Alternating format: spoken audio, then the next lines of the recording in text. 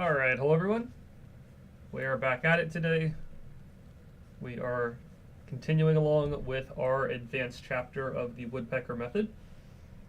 I believe we are picking up on puzzle number, where is it? Right here, 1018. There are 1,128 puzzles left, so we have 110 puzzles remaining. We are going to try to knock out probably about, the goal is about half of those today and half of those tomorrow, so about 55 per day, and then we will be done with the entire course on our first cycle. So 110 puzzles remaining. Let's get through, try to get through 55 of them today. Let's get right into it, and we'll get going. Okay, Mikhail Tal versus Alexander Kublinks. White has a promising position after a slow move, but can force matters. So, if it's not a let's see. Apparently it's something a little more forceful than something slow. I mean, my first impression would be maybe some kind of bishop to e5, but there is some kind of queen takes rook, king takes bishop sequence that we have to be a little bit careful about. So White can force matters a bit more somehow. So maybe it's referring to taking the knight on f6. If we take the knight on f6, the king takes back on f6. We have bishop h4 check. We have rook e1, stuff like that. We also can promote the pawn here in this position. I don't know if that's exactly the way to go, but it's at least a possibility. So what are we going to do?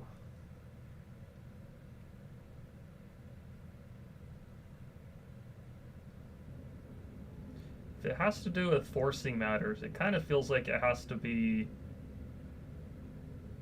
rook e1, rook d6 could also be a move, I suppose. Rook d6 doesn't look too silly. If the queen takes the pawn, maybe then rook to e1 and kind of continue attacking black. How can we force matters a bit more?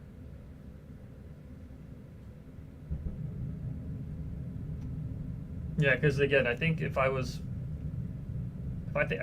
playing this position myself without having any of this, like, instructions, I think I would double the rooks up and then try for some kind of bishop h4, bishop e5 kind of idea, but they make it sound like there's something a bit more forceful. So rook d6, queen takes pawn, rook e1. If the queen moves, we have bishop e5, or bring the other rook to e6, and could be a little bit dangerous, but without the e7 pawn, I'm not sure how good our attack is. Black can always play rook f8 to protect the knight. If we try to take the knight immediately, the king takes. Black is trying to take the e7 pawn, so maybe bishop h4 check, king to g7. We don't have pawn to f6 check because black takes the bishop on g6. So I don't think that works.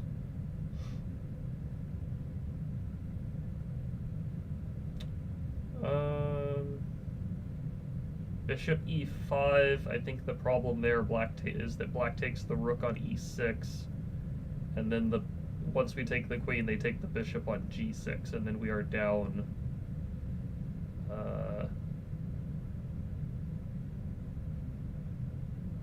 Instincts rook takes knight and rook e1 idea with bishop h4 coming. Yeah, it could be rook takes knight. I was thinking that myself at one point, but yeah, maybe this rook e1 follow-up. If we were going to do it that way, we could play like rook takes knight, bishop h4 check right away, and then after king g7, then rook e1. Maybe is another way of trying it.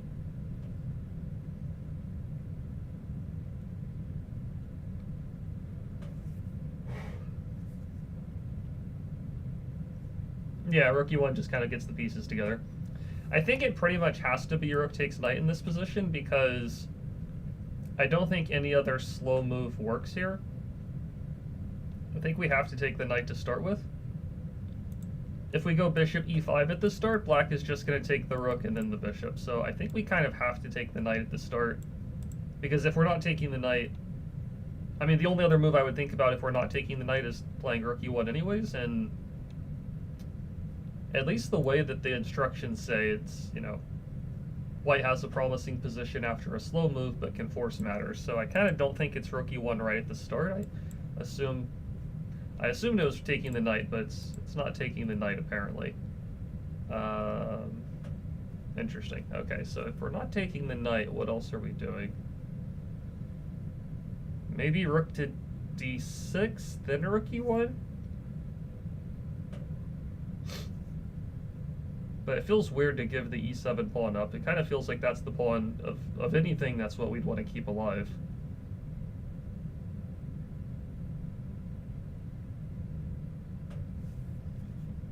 Rook e1, if knight to e4, we just check. I mean, rook e1 is what I was thinking in the first place, but the instructions kind of are throwing me off here. Makes it sound like rook e1 is not the way to do things, but I feel like in a game this is what I would play. Okay, it's not rook e1 either. Rook d6 is kind of the only other move that makes any sense here. I mean, you could promote, but then I think black is pretty happy to... I think black would take with one of the rooks is my impression.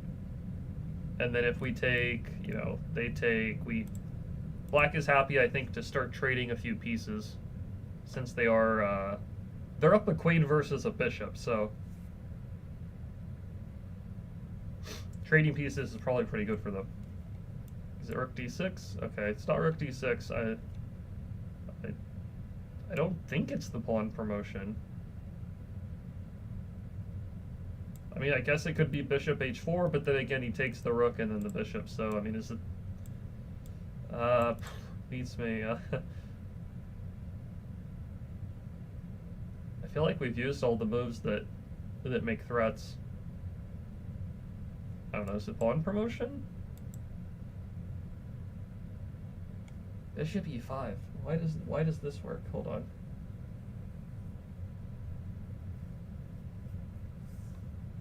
Okay, so the queen takes the rook, we take back, they take the bishop. Oh, maybe we have rook f1. Rook f1? I guess rook f1 attacking the knight that's pinned. Maybe that's the idea, okay. And then you take this. But yeah, how winning is this position? I assume you take the rook. I mean, you could play rook g7, but after this, I don't really see a follow-up. Oh, do you have rook f8 here? I think you have rook f8. And then e7. And then take. And then you have a winning king and pawn in game because you'll pick up the c3 and c and d pawns.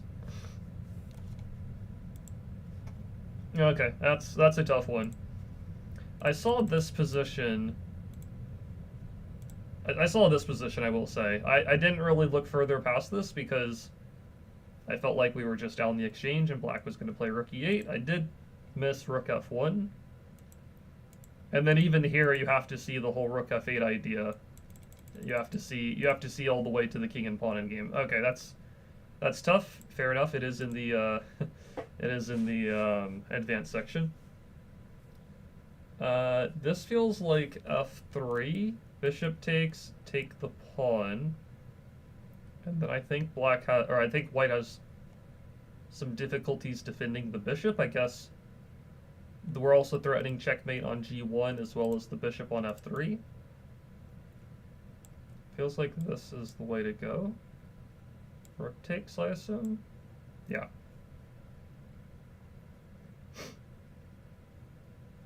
Oh, it kind of stops the puzzle early. Queen e8 check, king h7, queen e7, queen g7, queen e4, king h8. If he takes the bishop, we take on f3.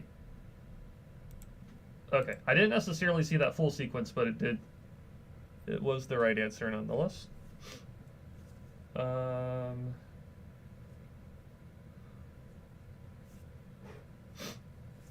Feels like some kind of h5 or f5. I feel like I might have seen this position at some point a long time ago. I don't remember if it's h5 first, then f5, or f5, then h5.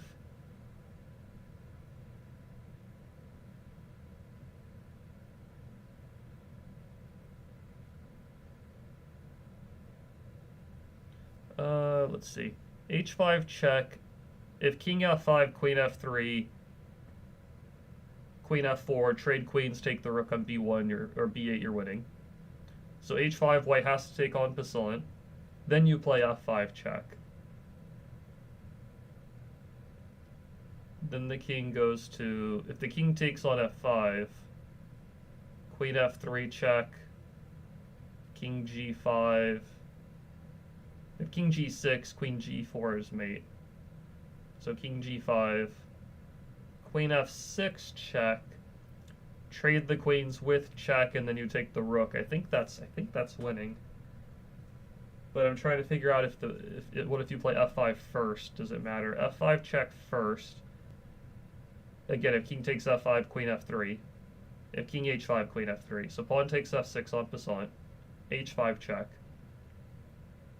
King takes h5, queen f3, king g6, queen g4 is mate, king g5, queen takes f6 is the same idea. Should be winning. I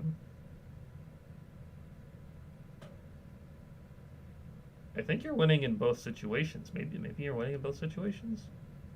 Hold on, f5, pawn takes h5, king takes, queen f3, king g5, queen takes. I feel like f5 is better because you're going to play queen takes f6 and get back one of your pawns, I believe. So I think it's f5, then h5, then this check. Check, check, take. Okay, I will say I didn't think this far out.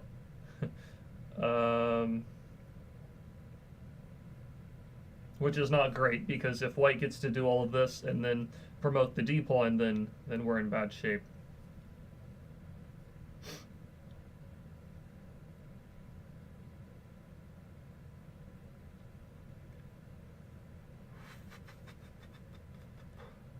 Okay, so white's just wanting to push the d pawn down the board. We don't have our own pass pawn. So what do we do to deal with this?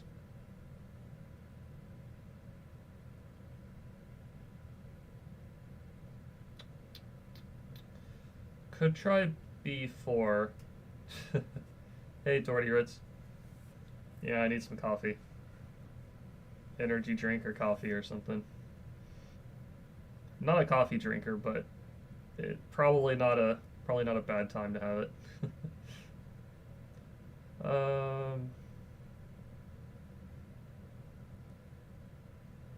What are we doing here?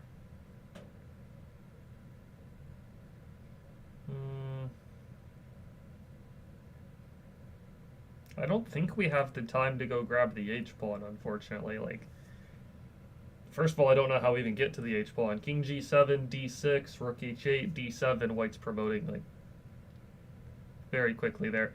You could take h4, promote, check on e4, check on d4, trade stuff, but then white's king is way closer to the queen side for sure. How do we win this? Is there a way to win this? We could play b4, pawn takes, rook takes, d6, take a4, or take h4, d7. I don't think it's winning. We can check on b7, but he plays king e8, and then he still is threatening d6. If we go rook b6 there, then he goes back to e7, and we're kind of back to the same thing as far as I can tell.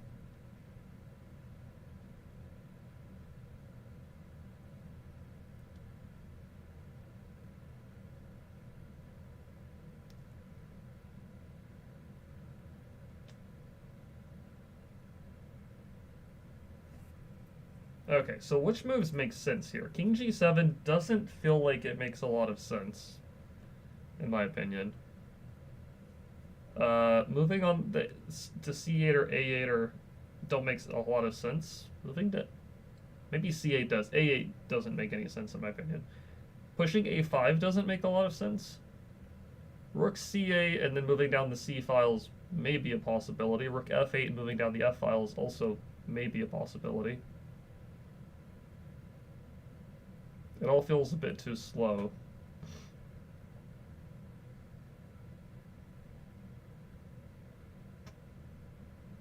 I mean, maybe I just start checking with the rook and I go for a draw here?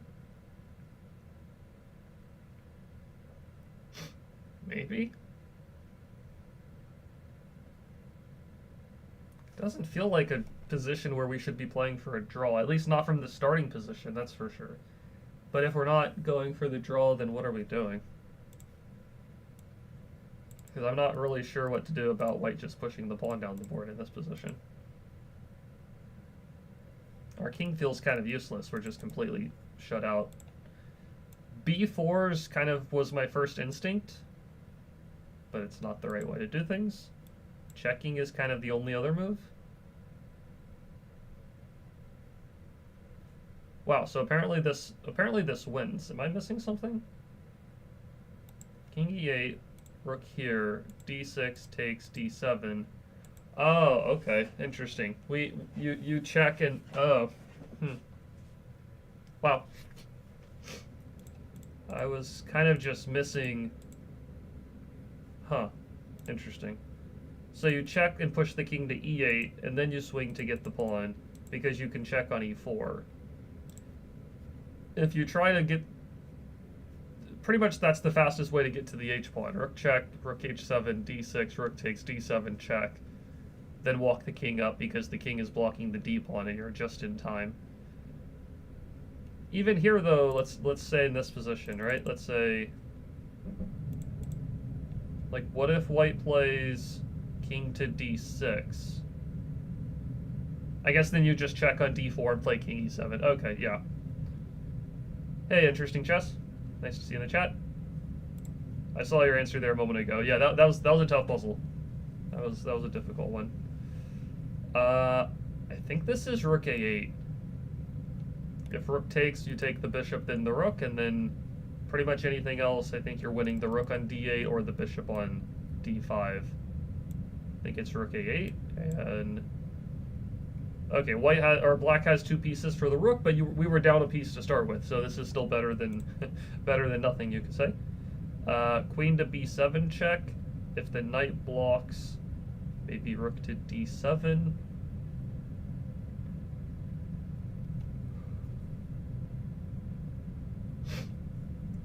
I feel like queen to b7 check makes a lot of sense. Oh, not the best way.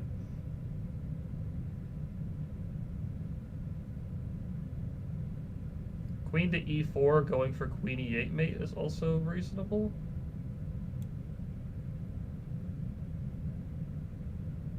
I'm not sure if e2 or e4 makes a big difference. I'd probably go with e4. Okay.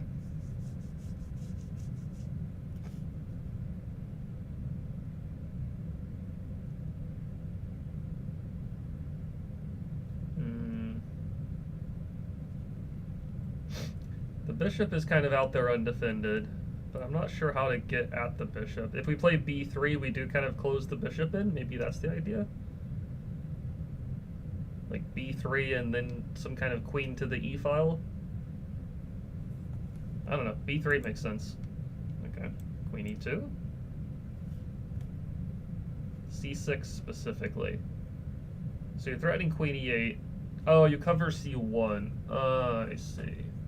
You prevent black from giving a check, and then queen to e8 is kind of unstoppable. So I would assume queen e8 check, king e6.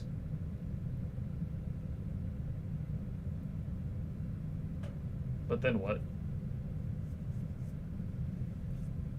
We could take b6 and then play that position, but it feels slow. Queen e8 check, king e6.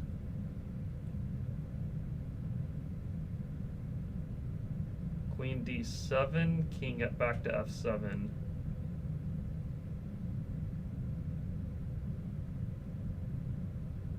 But then black's threatening queen c1 check and bishop d5 ideas, which is annoying.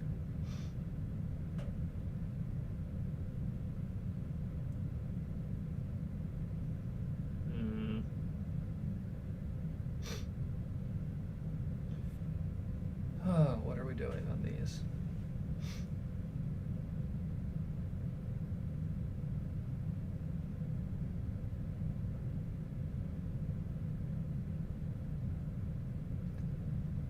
Queen e8, king e6.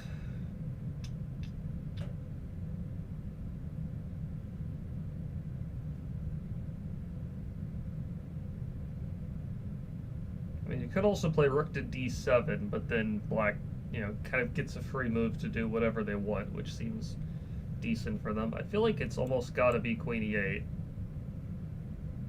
I was thinking queen g8 to get the bishop, but the knight covers that square. There is d5 check, but then the bishop takes. Queen d7, the king goes back to f7, and I don't see how we're making progress.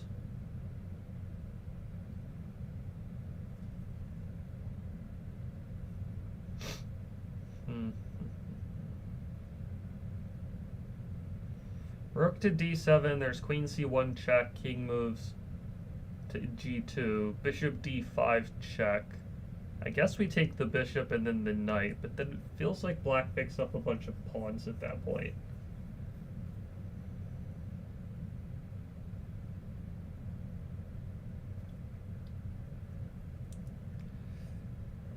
If it's not queen d7 or d5 or rook d7,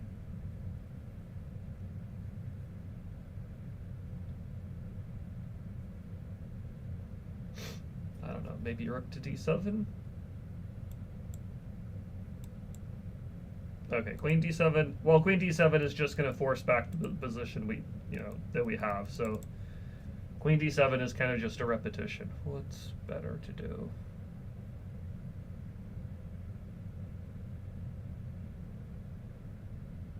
Maybe rook to c8 to stop the check and threaten rook to c6, maybe?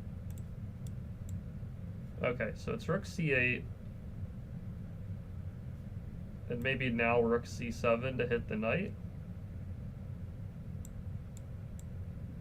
Okay, that works, but something's better.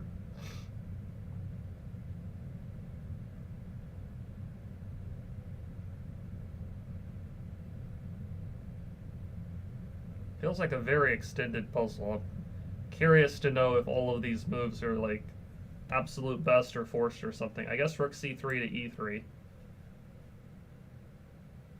And yeah, you're trying to get the rook to the e file to skewer the king to the knight. Okay, very interesting puzzle. Really curious if these are all like forced moves or something. Okay, so rook a8 we solved. We got that part of things. All of this here. Queen to c6 only move. Okay. I guess you need to stop the check on c1 and you threaten mate. Knight blocks or knight defends. Check here. Rook to c8. I thought rook d7, but then black has f5. White's still a little bit better, but not so much. So rook c8. It says queen d7, but pretty much after queen d7, it's going to want us to go back to e8 pretty much. So rook to c8, queen to d5. There's a few moves that work here. Rook c7, b3, but rook c3 to e3 looks good. Okay. Yeah, definitely this shouldn't really be all that surprising, but the difficulty is definitely amped up in this advanced chapter. No doubt about it. The puzzles are much, much longer, is what's going on here, or at least that's what it feels like. Okay, rook takes h7 feels like the pattern that we want to go for here. King takes h7, queen h5 check, king g8. We take on g6. They take, we take. They do get to play queen to g7 and defend pretty well, though, I will say.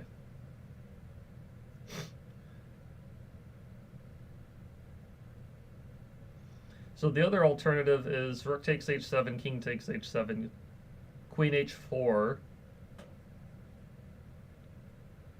or rook h1. You know, king goes to g8. We double up on the h-file. We threaten queen to h8 mate. Black plays bishop g7 probably.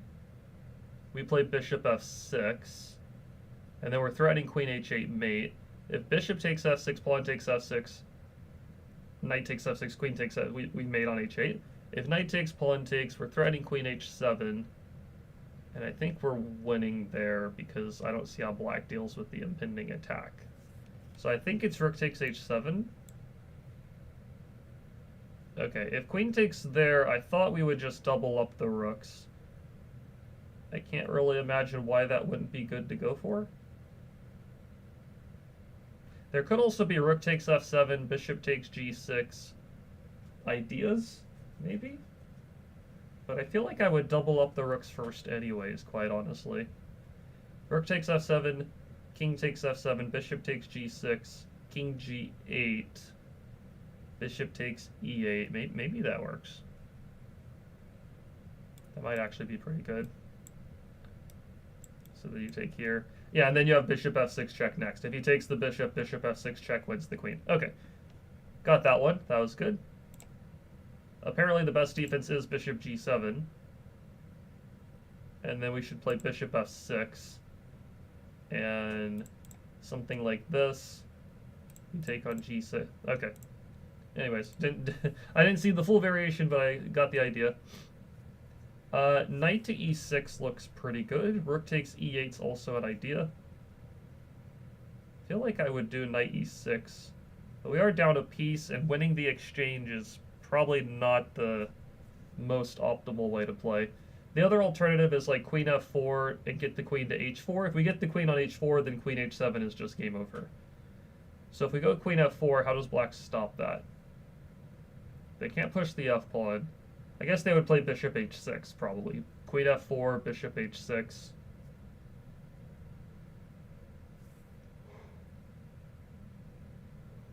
And then they would eliminate the knight.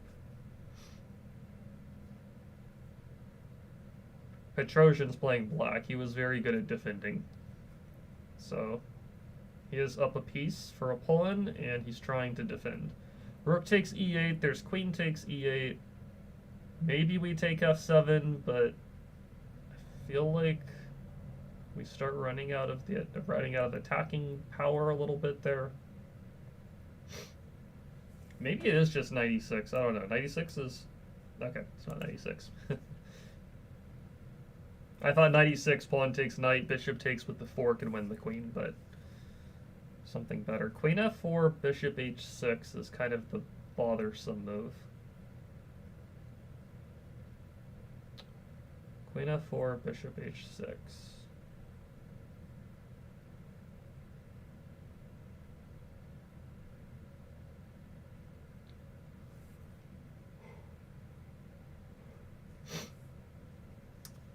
Oh, what do we do? What do we do?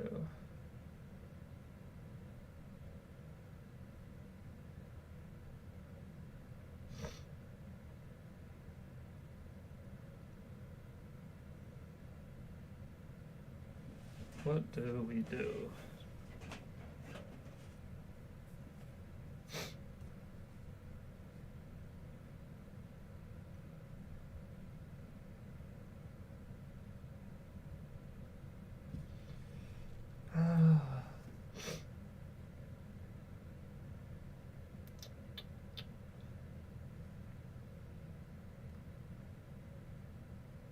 Maybe we just slow play. Maybe it is queen f4. Queen f4, bishop h6, queen h4. They take the knight. We take back. We're threatening queen takes g6. The king is a bit more exposed. But black has queen f5, and I'm unlikely to think that our attack's crashing through fast enough in that situation.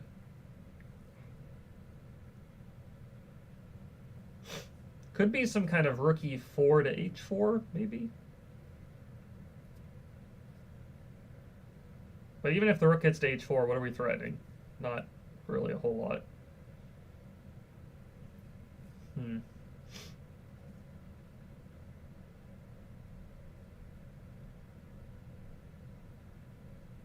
Not really a whole lot.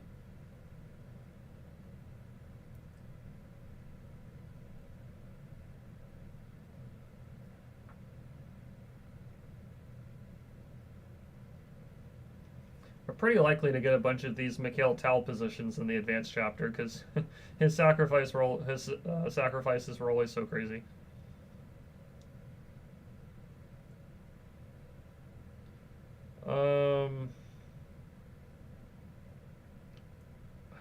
I just want to teleport the queen to h4 and have black resign.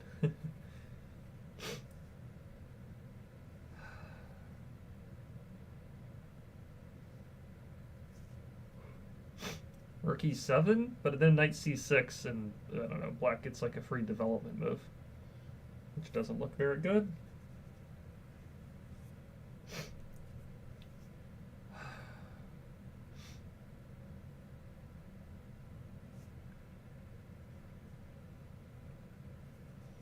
What are we doing here?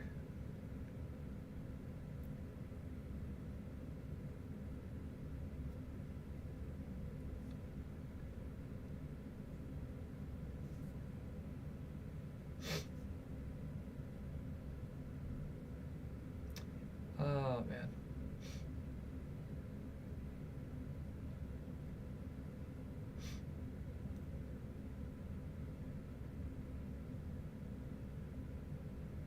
I think I would go, I don't know, I mean, maybe in a game I go like rook e3, rook h3, and go from there, just get a new piece in the attack. Feels reasonable. I don't know, e4 to h4 is better, or e3 to h3. I'd probably go e3 to h3, but there's something better. Drawing a bit of a blank. Queen to d8, I think black just plays knight c6. Or, yeah, probably just knight c6 is simple enough.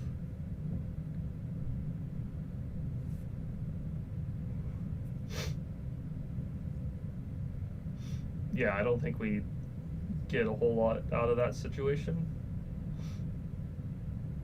Is it like rook e6? It could, I mean, maybe it's rook e6, trying to take the pawn on g6, and if they take, we get the fork?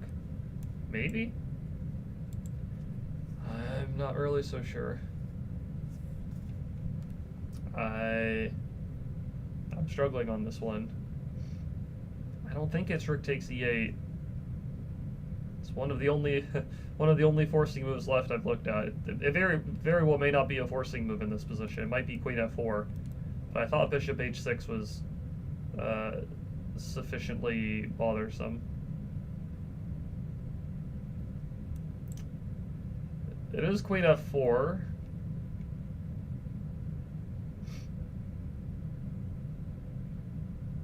So the idea is queen h4, knight d7, but we can take on d7 first, and then play queen h4 is probably the idea. And then here we have bishop takes f7 first, probably. Yeah, and this is winning. Now bishop h6 was the move that bothered me. Why does bishop h6 not work? Am I missing something here? It didn't mention bishop h6 in the answers. Bishop h6. Rook takes e8. Okay, I thought about that, but I thought queen takes, and then queen f6.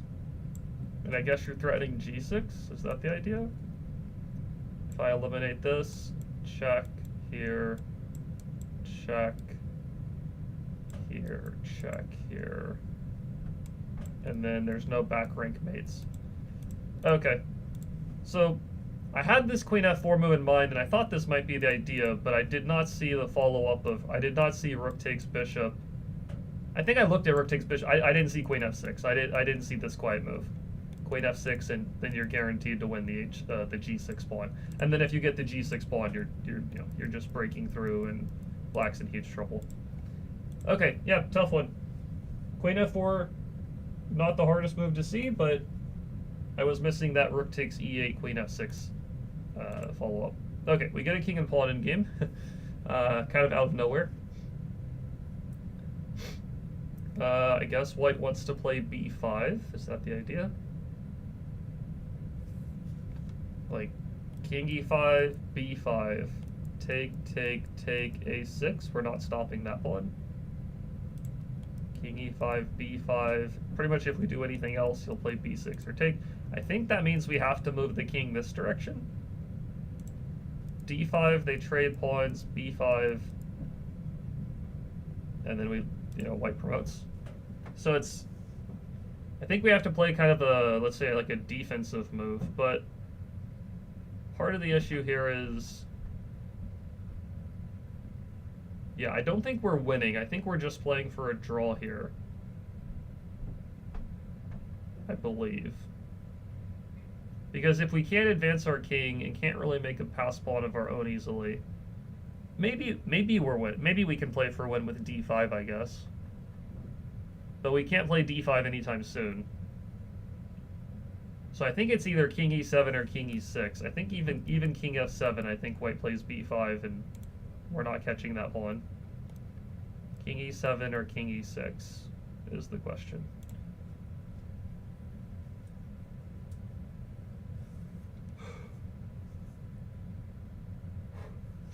Okay, king e7, b5, c takes b5, c takes b5. Actually, hold on, is that still losing too? Hold on. King e7, b5, c takes, a takes, a6, they promote. Okay, that's bad. King e7, b5.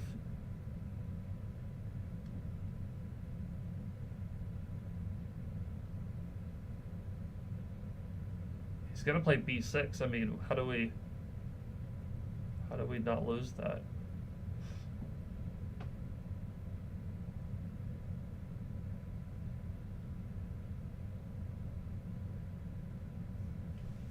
Wait a second, how do we not lose this?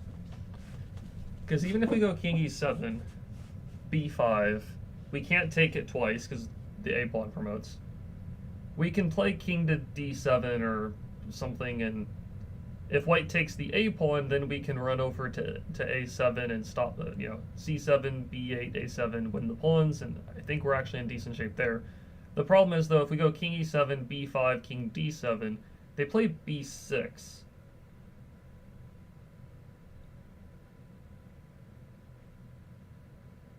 And then how do we ever deal with that protected passed pawn without losing the game?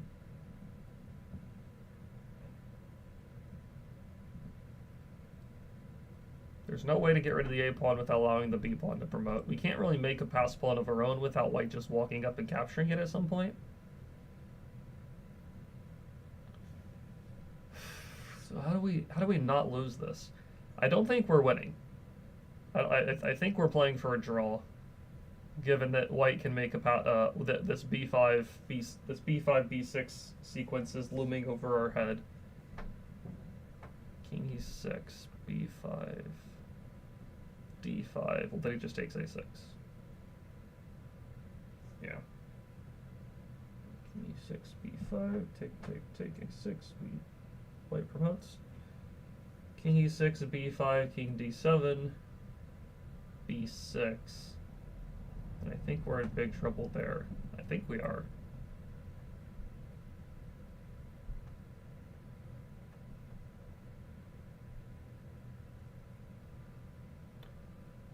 Can we do anything to stop b5? I don't really feel like we can. If we go d5, he takes our pawn, we take back, then b5. We try king e6, and then he just takes the a pawn and they promote. So I don't think it's d5. c5 allows the same b5 move, I think. c5, b5. Take. I guess you could try c4, but then white can stop our pawn at the very least, and we can't stop white's a pawn. So I don't think it's a king. I don't think it's one of those pawn moves. Moving the h and g pawns makes no sense. I feel like it has to be king e7 or king e6, but even then, how do we not lose? How do we? It feels like if white gets a protected pass pawn on b6, I feel like we just lose. But maybe I'm wrong somehow. King e7, b5.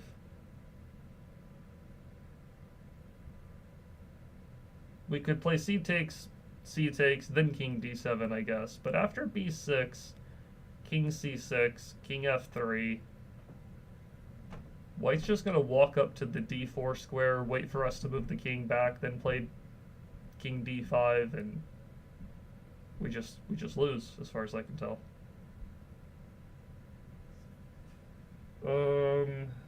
What are we doing on this?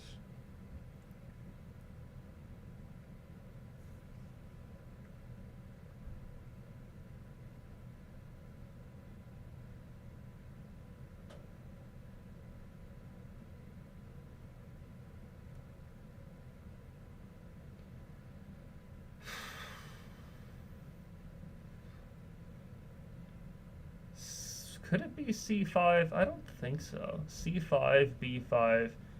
We take b5. They play a6. They just broke the pawn. Yeah, that's not a thing.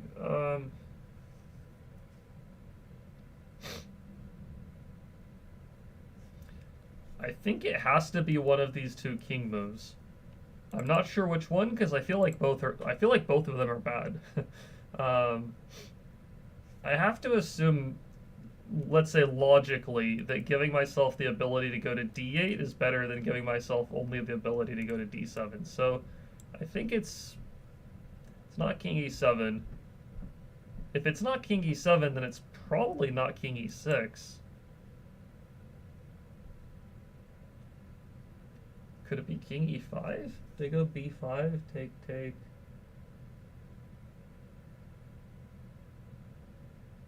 There's no way that it's king e5.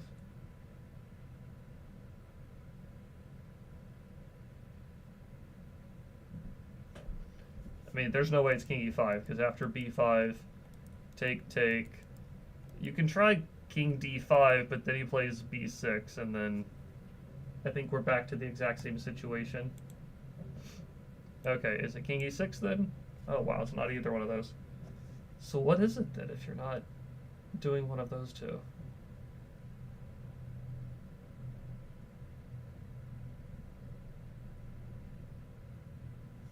Am I crazy? Is it king e5?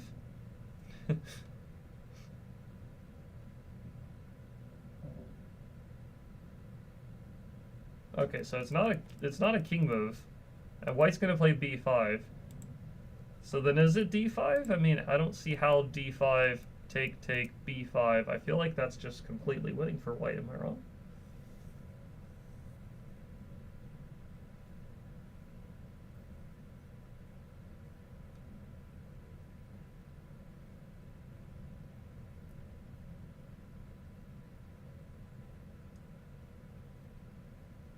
Maybe it's not. Maybe it's some kind of weird...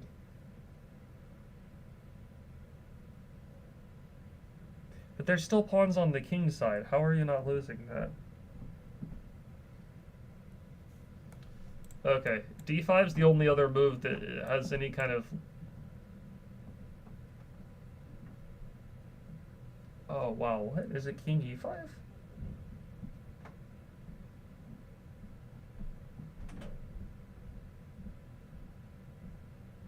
Wow, is that what it is? Oh my goodness. King e5 gets you just enough of a tempo. Then white takes on c6, king d6, b5, take. It doesn't work for white. Wow, is that the idea? And now it just becomes a race. Does it matter which of these squares we go to? I don't think so.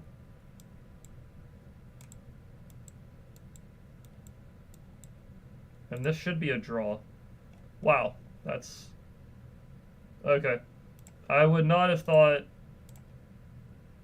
I did not think about this. Give the pawn up and play king e5. Wow, that's crazy. I mean, once you kind of get to it, it has some logic behind it, but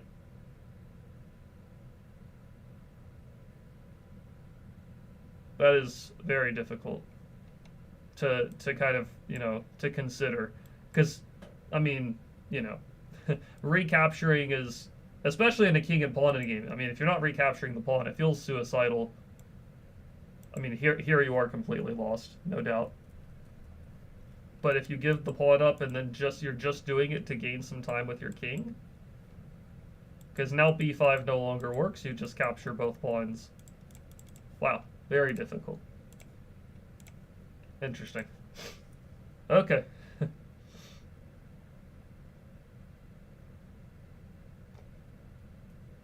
What are we doing here? We can take e7. We can take e5 two different ways. We can also throw in a capture on h7 if that's useful.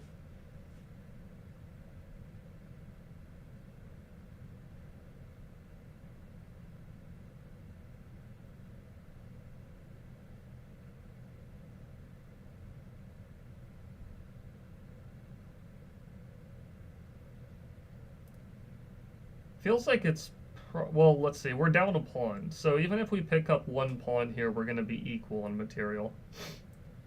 It feels like we probably should take on e7, or sorry, take on h7 at some point. Maybe? So if we take on e5, let's say knight takes e5 first of all, there's bishop takes g5. Queen h5, there's like h6, or bishop h6, probably h6. And I think black is okay there. There's also knight takes d3 to eliminate the d3 bishop, which also solves a lot of black's problems. So I don't think it's knight takes e5. I also don't think it's queen takes e5 because black just trades queens and then takes g5, and I don't see the follow-up.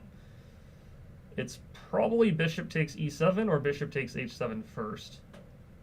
If we take on e7, queen takes e7, then we play queen takes e5, then we're up a piece. That's great. So bishop takes e7. I think black has to take on f3 first. And then it gets a little bit crazy there.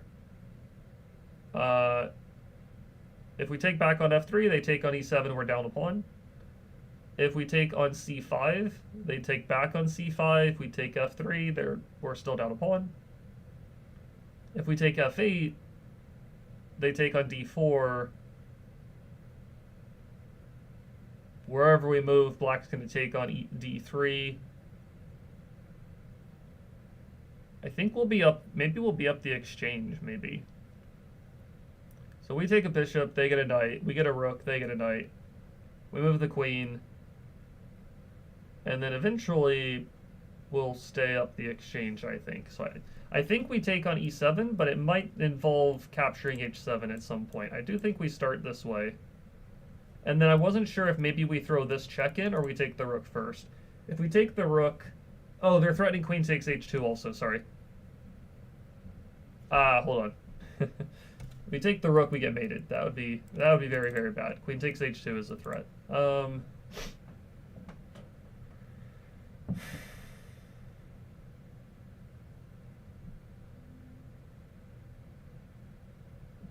So it's probably, okay, here it is. So I think it's rook takes f3, queen takes e7, bishop takes h7, check, king takes h7, rook h3, king moves,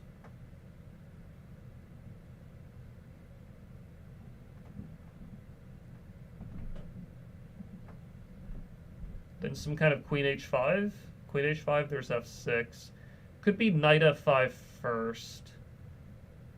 Ah, that's it. That's what it is. And it's knight f5, queen g5, queen h5. They take the queen, knight e7, then rook takes h. Okay, I got it. So it is, I think it's just rook takes f3 first. Here, check. Oops, that was a mouse slip. I meant to play knight f5. Knight f5, then here. And then if they take, you get this Anastasia as a mate. You throw in the check on e7 first and get mate. It says it's possible to start with rook takes bishop takes h7 first as well, but take e7, take f3 with the rook, and then you get this knight f5 move, and then queen h5, and you get the win. Okay.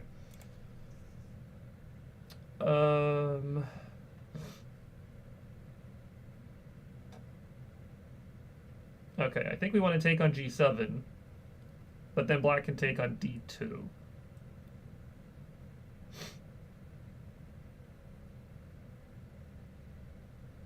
If we take on g7, and they take on d2. Then we have queen h5, and I think black's actually in trouble,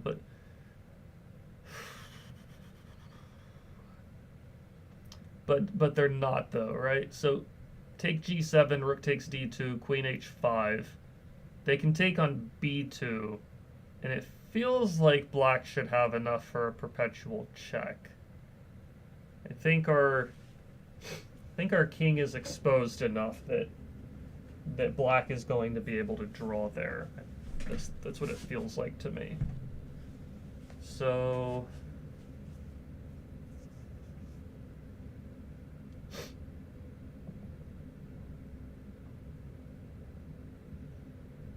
maybe we start with taking on d8, but then after they take back with the rook, pawn takes g7 carries much less weight, you could call it.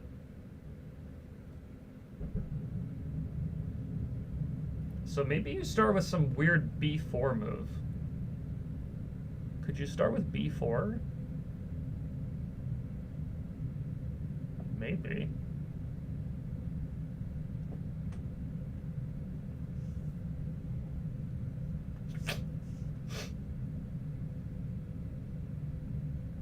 But even after b4, they take on d2, we take back. They have like knight takes c4, which is quite annoying. Then we have queen c3. We threaten mate and the knight. Maybe that works. It's very weird. Very weird.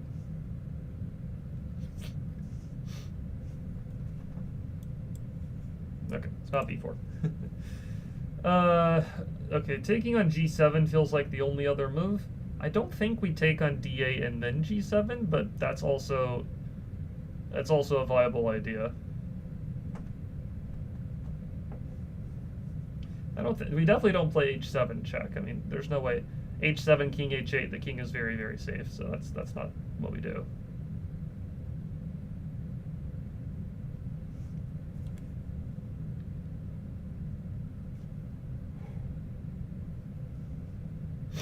Take g7.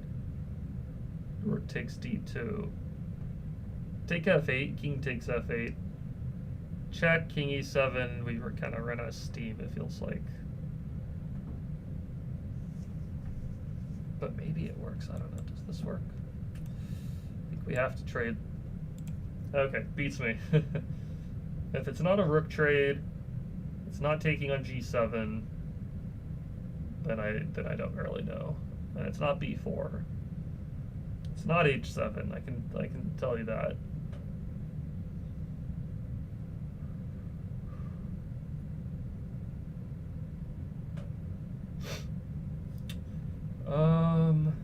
Is it some kind of knight e4 slow move or something, or knight h5?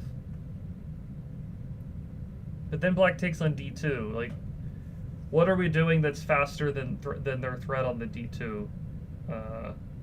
On the d2 rook. Rook to c2. I mean,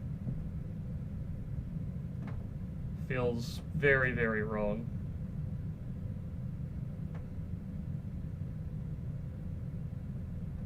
So some kind of queen e4 and then take on at g7?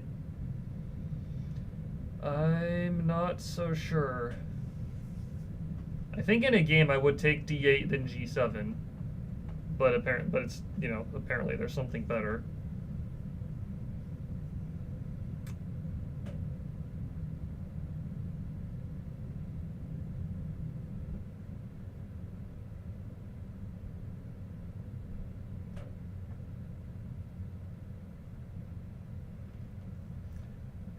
What is it? What is it?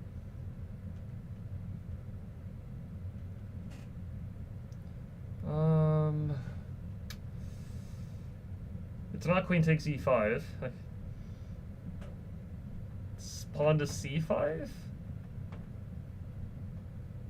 Maybe pawn to c5, but then they just take on c5 and or they just take on d2. I guess pawn to c5, they take d2, you get the knight, is the idea, but you're not winning there. Because c5, queen takes d2, queen takes e5. Worst case scenario, black has queen d3 check, king a1, back rank mate, king c1, queen d2, b1, d3, you can draw. So c5 is not winning, let's put it that way.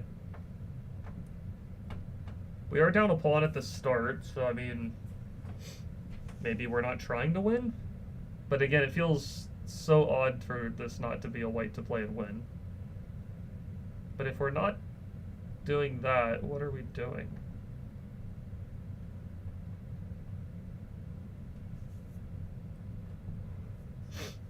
I really don't know. 94? Oh. Rook to d5. Wow.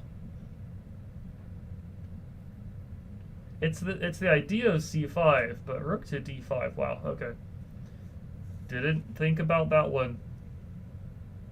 Okay, at least I was correct on this. It says h takes g7 is not good enough due to black having rook takes d2, queen h5, and then rook takes b2, and black gets their own counterattack.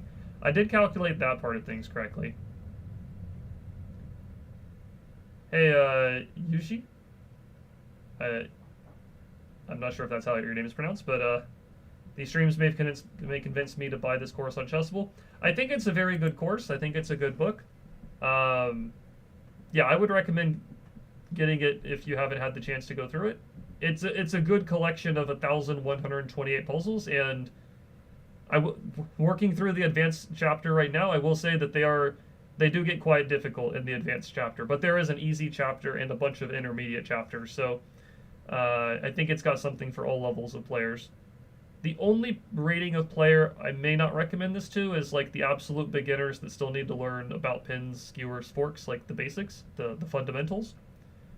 But once you've got a decent grasp of the fundamentals, then I think it's a very good book. Okay, rook d5 was not on my radar whatsoever. I do understand the idea. We're trying to break the connection towards the knight. Oh, Euge. Oh, like Eugene. Euge. Okay. Gotcha. Okay, so then we take the rook, of course. So now, I guess the idea here is that we kind of have a free move. So now we take on g7 and then play queen h5. No, not queen h5. Knight h5? And then what, like f4 or something? Could be knight f4. Knight f4, pawn takes, queen h5. King g7, we give mate eventually. So king f6. Queen h4. King f5. No, I don't feel like we're mating there. I think we run out of steam.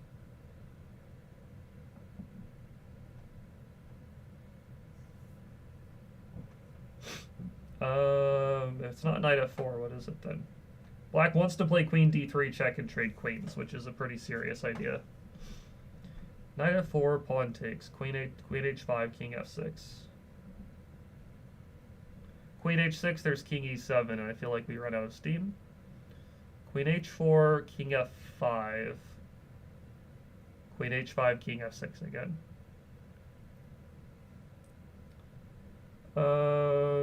Check there, check there. What? Even this far into the puzzle, what is... White's down 2 pawns. Black wants to trade with queen d3. I guess you could play rook d1 and then retreat the knight or something, but... Maybe rook d1 and then you take the knight on e5.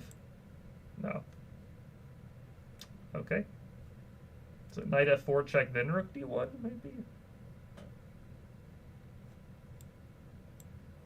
It's knight f4, queen h5, or anything else. Oh my gosh. Difficult, difficult. Okay, queen h5 or rook d1. And even rook d1 feels like the wrong direction.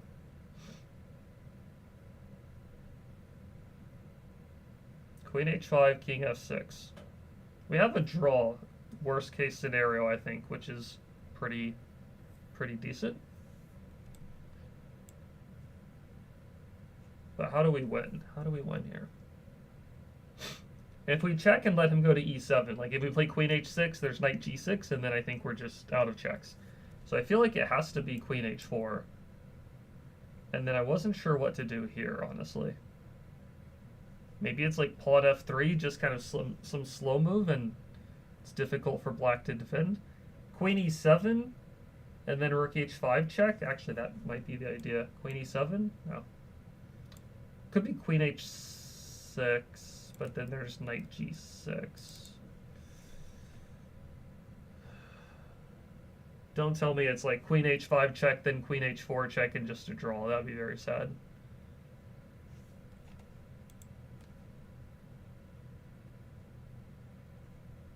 Okay, first of all, after king f6, we were just back to the same position, so maybe it is some kind of draw. King e4 feels very ambitious. Rook e1 check, king d4, rook d1 check, knight d3. Oh man, that just does not feel like it should work for black.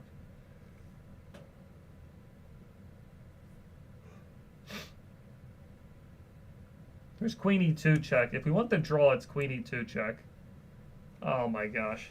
It's a perpetual. So the best case scenario is a perpetual. I mean, we are down a pawn in the starting position.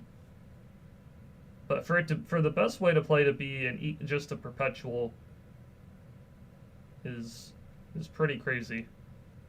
Yeah, it says rook d5, best move. Queen takes d5 is forced. Knight h5 check is best. Knight f4 check is forced. And then there's, oops, sorry, not that one. Check here, check here. You don't want to check with the rook because then black does survive and black's better. Okay, so you're just trying to draw from this position. Wow, that's crazy. It feels like white should be better here. And white has to find all the precise moves to draw the game, essentially. Black doesn't really have a whole lot of work to do to draw if we go rook d5. I feel like in a game, I probably just go for this. And it says black's a little bit better, but I mean, I don't know how easy this is for black to play. I mean, if they take queen h5, knight g6 is the only move to defend. You know, after something like c5 or knight e4 check. Like, I don't know how easy this is for black to defend. They do have defensive moves. I mean, who's playing queen a6 here? I mean, is anybody playing queen a6 here? I don't think so. I don't know. Okay. Legitimate puzzle, but very difficult, very difficult. Rook d5 is tough to see on move one, no question.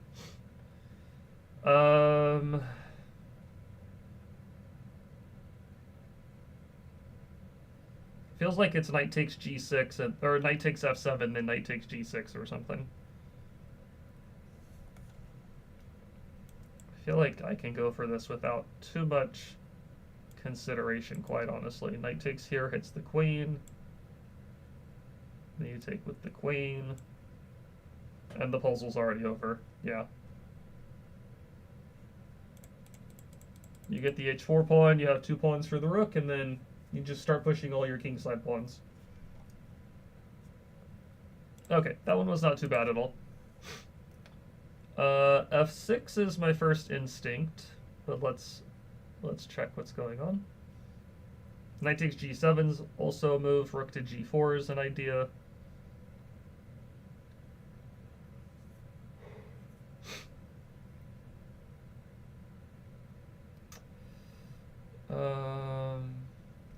This is Gary Kasparov versus Mikhail Tal. It's a fun matchup.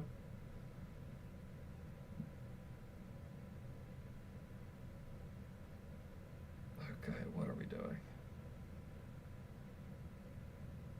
Queen g3, queen g5, rook g4, queen takes h5, rook takes g7. Whichever way the king goes, we play f6. Looks very dangerous for the opponent, I will say.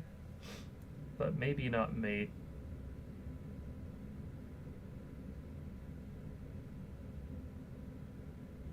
Or maybe it is. Hold on. Maybe that is mate.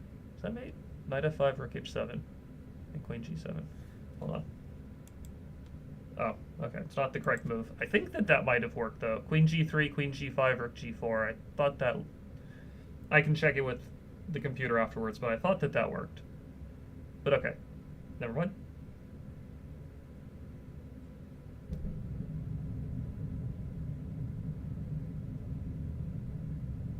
If we go f6, there is g5, which is bothersome, I will say.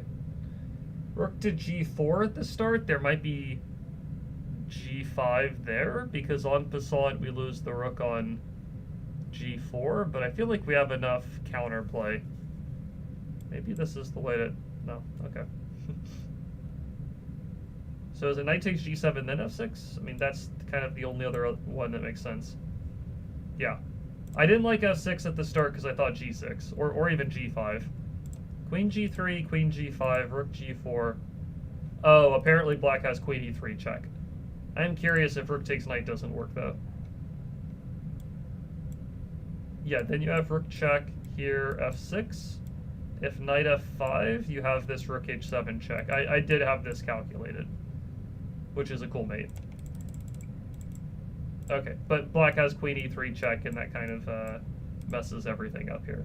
You do get a pawn, but I think apparently white doesn't get enough.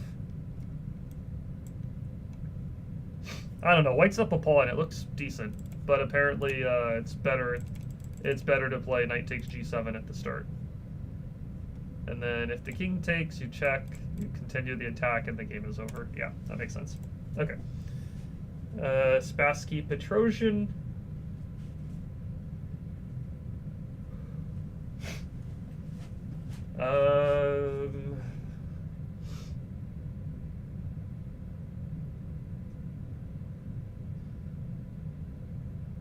Rook to d8 is a cool move. I don't know if that's the best one or not, but it is interesting. If king takes d8, queen takes f8 looks good. And if queen takes d8, rook takes e5, I guess there is king d6, which kind of spoils things a little bit.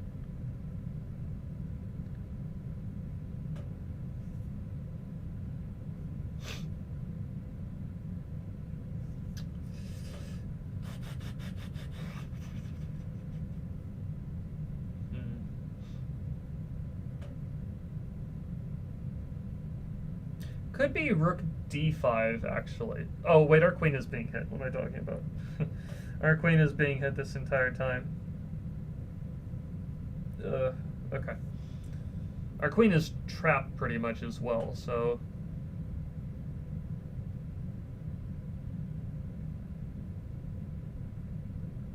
If we take the rook, the knight takes... I mean, if we take the rook and the knight takes, we do have rook d7 check, worst case scenario, and then we're not...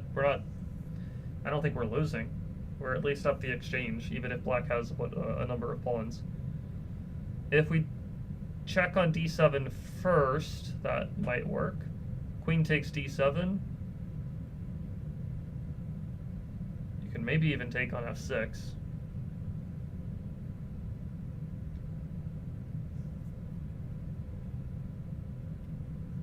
Actually, it's almost definitely rook d7. Rook d7, queen takes, you take on e5, then you take the knight, and I think black's in trouble there, yeah. And I think you take on e5. Okay, fair enough, didn't think about this one. I think you take, and then you push the pawn. And then you can make a queen. If you had played king to d7, we would have won the knight on f6. Okay, good. Looks like some kind of knight takes f7, then g4. I don't think you... Maybe you could start with g4, but then bishop to g6 kind of spoils that a little bit. So you take on f7, then you play g4, and then it feels like black's... It looks like white's just kind of crashing through, I think.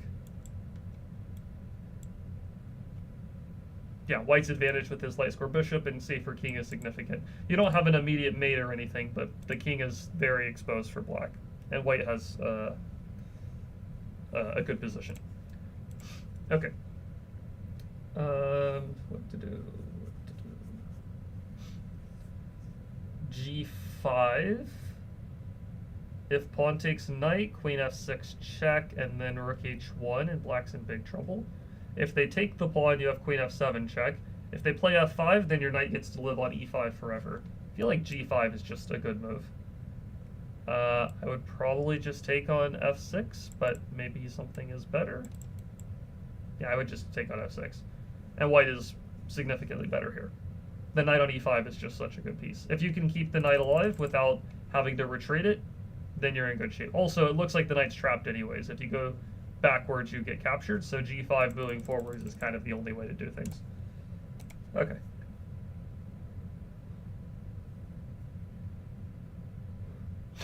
So what if I just promote the pawn on d8 right here? Oh, or I can check on h6, then take f8, then promote. That might be even better. Yeah, this is game over. Okay. Trying to chug along here. I think we've only done, what were we at, 108 or 1008? I guess we've done 25 puzzles, and it is the advanced chapter, so it is slower moving.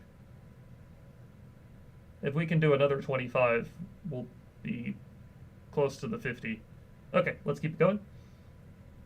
The rook on c6 is almost trapped. So like bishop to b7, but he can take on c4, so that kind of spoils that. There is knight takes e4, and then rook f1 check, and bishop f5, and actually that looks pretty good. There's rook takes c4 though, isn't there? But then rook to c8. That's got to be pretty good. I think it's knight takes e4, and then check. Oh, not check yet. Oh, okay. Never mind. Why would you not check first, though, is my question. Does it want bishop f5 first? I feel like I would check and then play bishop f5. I'm not really sure why bishop f5 immediately would be better. I guess you have queen h4. You just play queen h4, and then you play rook to c8. And then I think you have this, and then you're going to be up a rook. Okay, nice. It says rook f1 check was played and brought a swift victory. It should be winning, even against a tougher defense than was played, but the main line is stronger. King c2, bishop f5, queen g2. Okay, queen g2. White is still in big trouble, but okay, I can understand queen g2 being a little bit more resilient. If you go bishop f5 and they go queen g2, then you still have queen h4, but you don't have to worry about the rook on f1 being ahead. That's kind of the point. Alright, bishop takes e6. He plays queen c2 check and takes our rook with check, which is bad news. So probably we trade rooks and then play bishop takes e6. Is my assumption. Oh, no. We check here first, trade, then take. That's even better. Okay, we get the queens off the board, then we go for the bishop takes e6. White can force the pawn through with some accurate moves. E7. Rook e5 looks like the only way to stop the pawn from promoting. And then queen to g7. We threaten the rook and discover checks with our pawn. And then we just take the rook here. Okay. Good. Got that one. Black has put his faith in the rolling e and f pawns, winning the dark square bishop to keep his king out of danger. So I think knight f3. Knight f3, whichever thing they take will either take the queen or will save the bishop. I think we take the queen, then we check on g6 and... Oh, no? Interesting. Queen takes d3, I guess? Yeah, I guess this is good. Okay. Yeah, once the queen moves away, we'll play bishop to d4, and black's in big trouble. Alright, continuing. I feel like I've seen this one. It's... You give up the queen on h4. I think it might be bishop takes e6. It might be bishop takes e6 or something like that. Or queen takes f6. There's some sacrifice of the queen.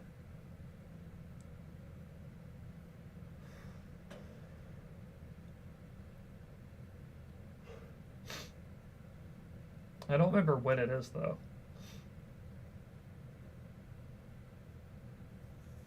Is it queen h6 first, maybe? Queen h6, bishop g7, then you take e6? Or do you take e6 now, or when do you do that?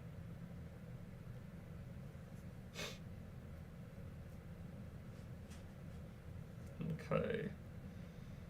Take e6, take back. Or if you take e6, he takes the queen.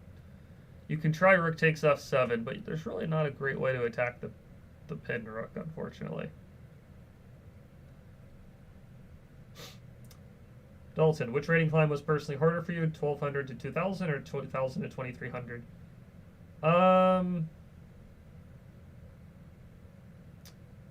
Good question.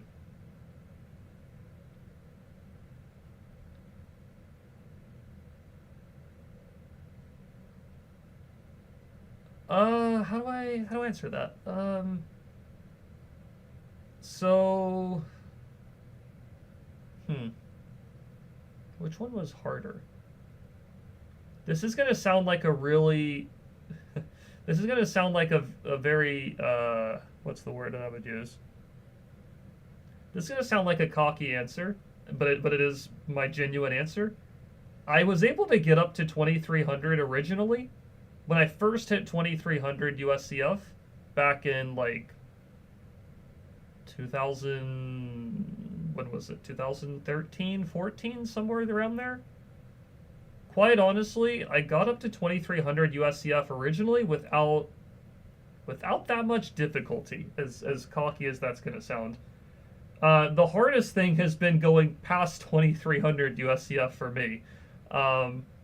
Now, if you're comparing those two gaps specifically, I remember when I went from 1200 to 2000, I was gaining lots of rating points in like a relatively, not really a short amount of time, but more so just like every tournament I played, I was gaining points pretty much. Like I wasn't really plateauing anywhere below 2000.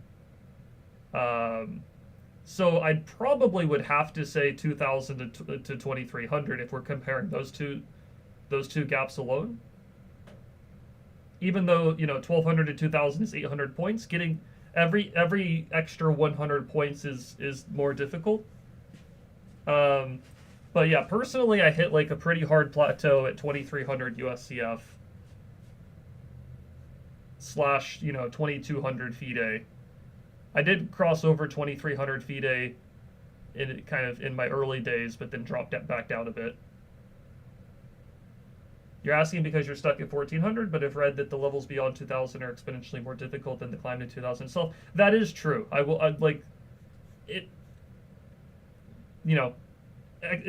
is absolutely true. It is exponentially more difficult to gain, another 100 rating points on top of whatever you've already got. A lot of, let's say from coaching, right? I'll just say from like my students' perspective or a lot of the coaching I've done. Yeah, it is the case that let's say you're 1400, right? And you get to 1500. And then getting from 1500 to 1600 is going to be harder than 14 to 15. And then 16 to 17 is going to be harder than 15 to 16. It's mainly just because every step along the ladder is just it's like the steps are not equal. I don't know how else to put it. Like 100 points sounds like, oh, every 100 points is going to be the same gap of level. But it's very commonly known that a like 2700 player, like a 2700 Super GM, compared to a 2500 GM, that's only 200 points. But that difference is much bigger from a 2500 GM to a 2300 FIDE Master. Like even though it's 200 points between the gaps, a Super GM will, I think, have a higher win rate, maybe is the way I would think of it. I think a 2700 would have a higher win rate over a 2500 than a 2500 would have over a 2300. In my, not even an opinion. I think if you were to you know, if you look at the stats, I think that's how that would tend to pan out. Yeah, so in that regard, it is more difficult to go from 2,000 to 2,300 than it is from 1,200 to 2,000. In my personal experience, if I look at the amount of time it took to do both of those, it wasn't actually like significantly more time. But but like in this current moment, it is very, very, at least for myself, it's been very difficult to go from 2,300 to 2,400. It's much harder for me to go from 2,300 to 2,400 than it was for me to go from 2,000 to 2,300 personally. And then in that regard, more difficult than it was from 1,200 to 2,000.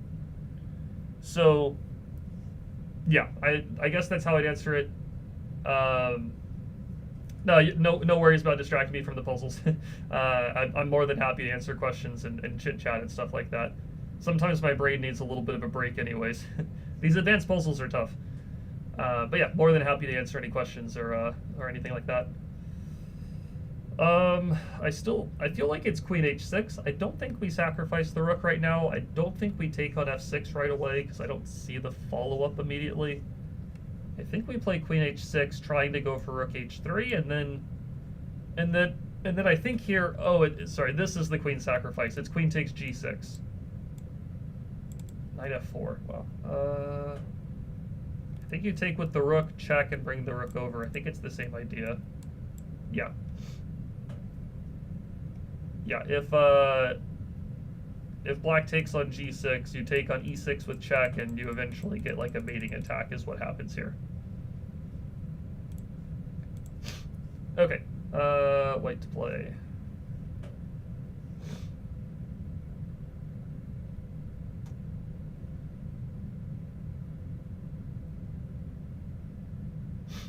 I think I would play F5. F5?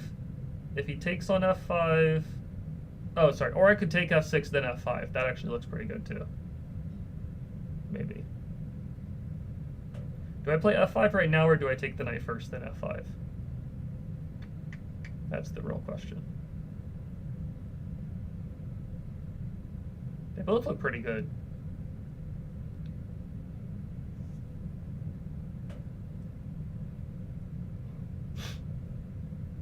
Palma de Mallorca. Must be over in Spain somewhere. Oh, you guys can't see the name of the tournament with my webcam covering it. Okay, that probably... I was just reading off the name of the tournament. Okay, so it's either F5 or I take the knight and then play F5. And I think they both look pretty good.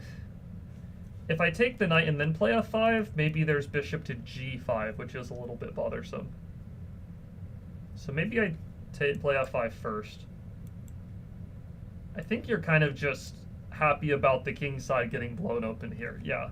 I don't think you need too much calculation. You're still up one pawn and the king is exposed, and G6 is going to probably crumble pretty soon. Yeah, so it is F5 first. I think if you take on F6 first, then black has bishop G5. Take here.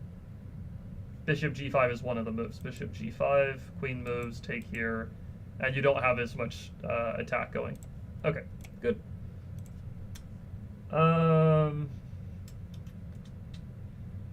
do we promote this pawn? Knight to C6 looks like a good start. If he takes our rook, we take back. We are going to be up a queen or a rook there. If he takes on C6, we take back. Probably has to try knight to D6, maybe?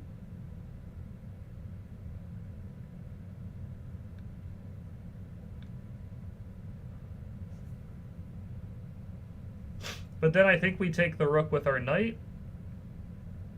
And then if they take our queen, we just retreat the... you can just retreat the knight back to C6, and then you promote the pawn soon. So I think it's knight C6. Take this, just come back. Okay, and that is the correct answer. Okay. I'm happy I'm getting some of these advanced ones quicker than others, because the start of the day felt very, very slow. I don't know if the first couple of puzzles in this sequence we were looking at were just inordinately difficult or something, but the start of the stream was pretty slow about an hour and a half ago. So I think we take d3 and then f2, and then what do we do after that, though, is the question. Draw worst case scenario. Having a draw in our back pocket's not a bad thing. Do I ever play the title Tuesday, and if so, what's my best result? I don't play very much, I will say. Best result... I think I had 7 out of 11. I think I had 7.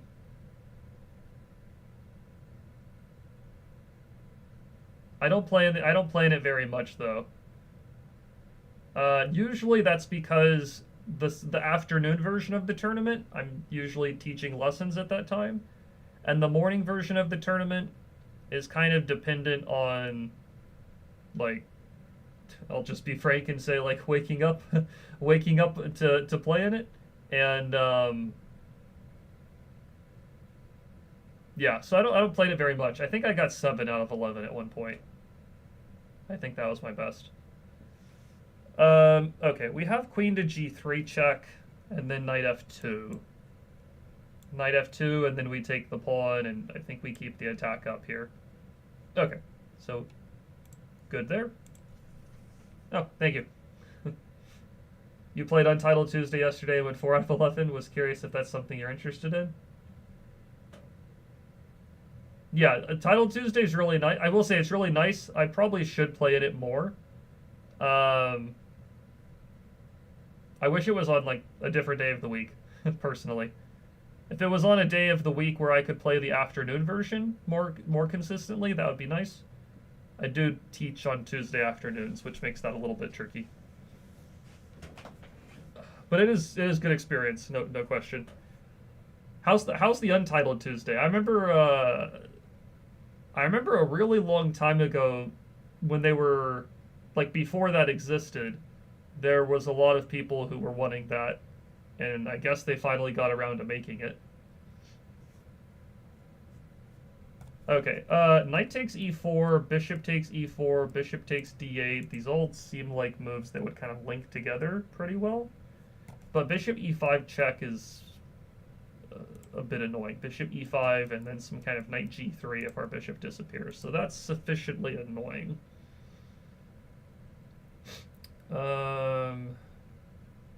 I still feel like I take on e4 with the knight, though. And then the bishop. Now he's threatening queen h3 mate, which is bad news, but...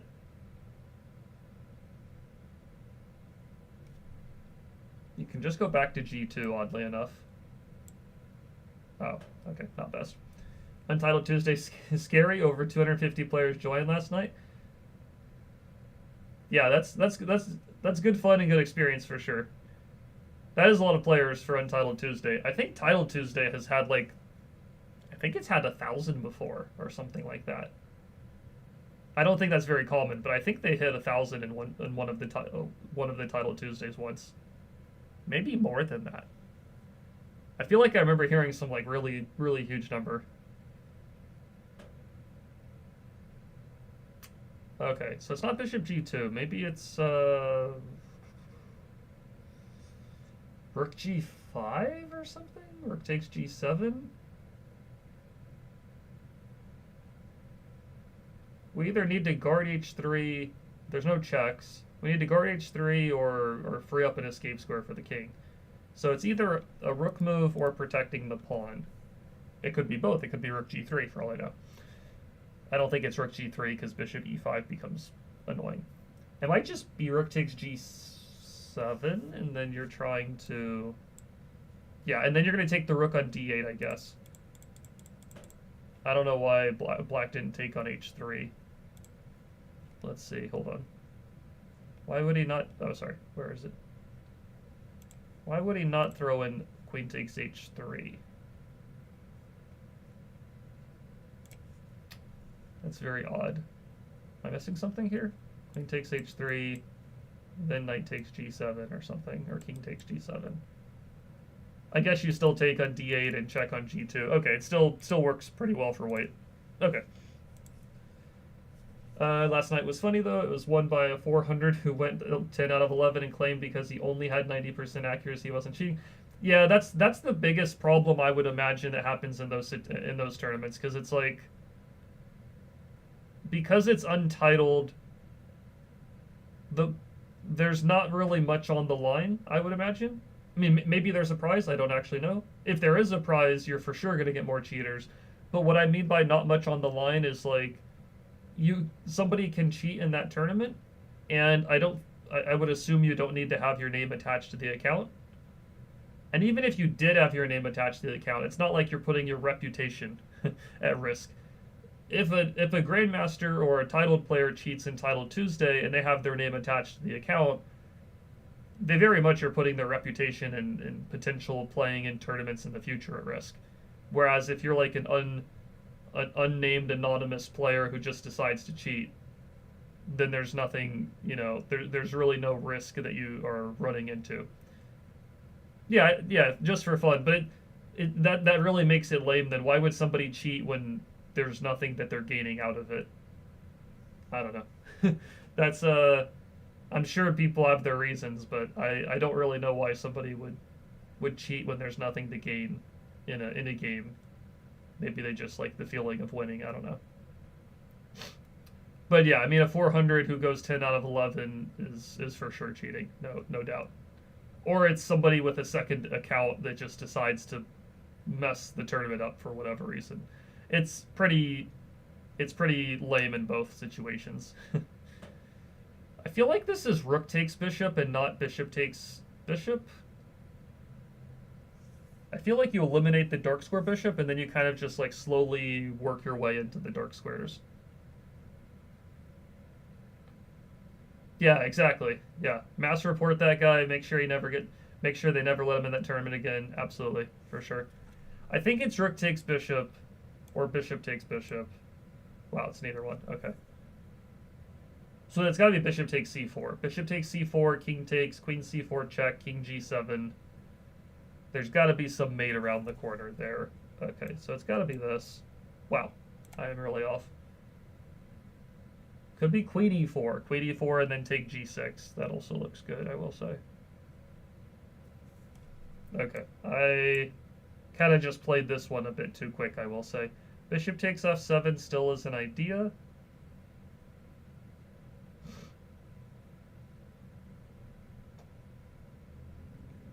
I think it might work now. And then queen e6 check, I think. Hold on.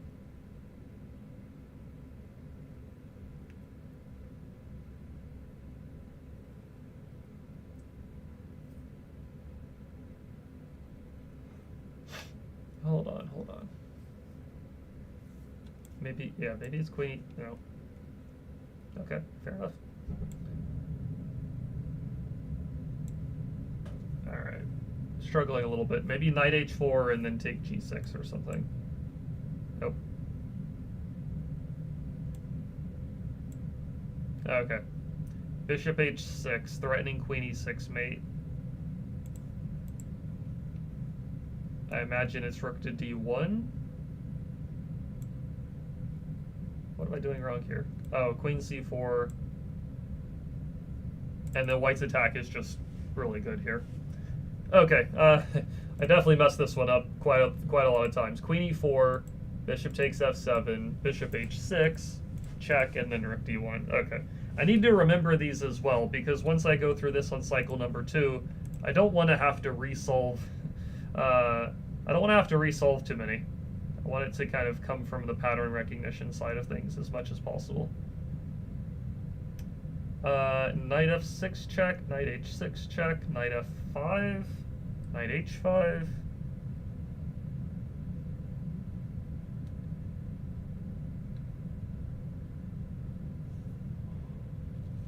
There's also pawn to e6. There's also bishop takes d5 or rook takes d5.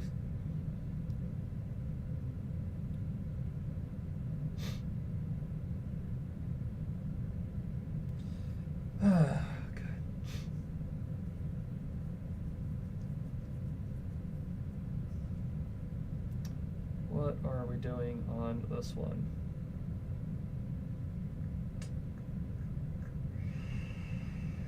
Everything's pretty solid in black's position, aside from maybe the d pawn and the king safety. Knight f6 and knight h6 are definitely some of the first ideas. But the problem is after, let's say, knight h6, bishop takes, queen takes, I lose the rook on c5. There could be a knight h5 follow-up. But then after they take the knight, what do I do there? Rook e3, maybe? Rook e3 to g3. Then they have h4.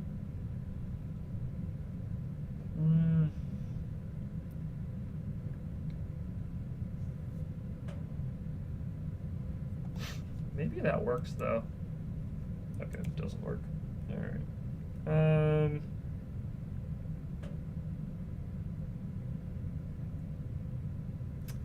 Let's see.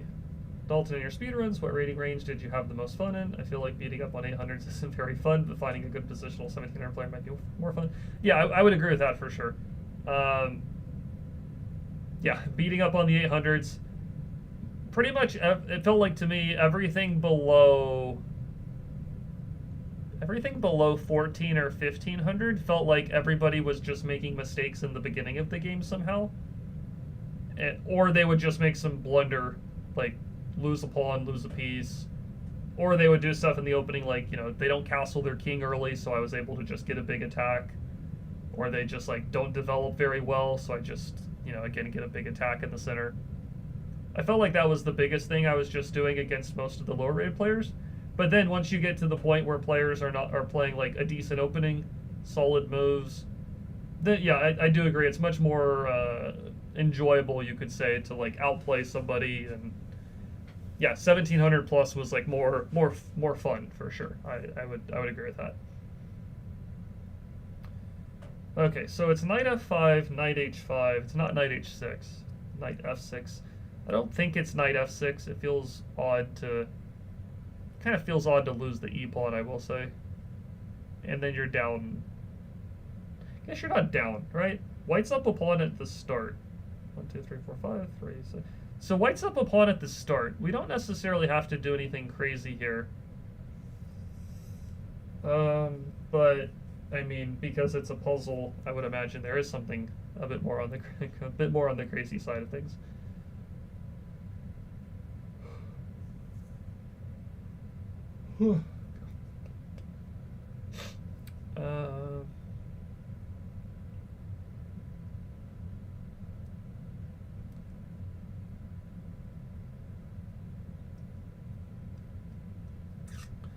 Bishop takes d5. There is rook takes d5, rook takes d5, knight to b4, and I think I'm losing material based on the discovered attack and the piling up on the rook. I think I lose a piece. Rook takes d5 kind of has the same problem, so I don't think it's a capture of d5. The knight on g3 is not really getting into the game unless it goes to f5 or h5. Or I take the d pawn and play knight e4, but again, taking the d pawn I don't think works right now.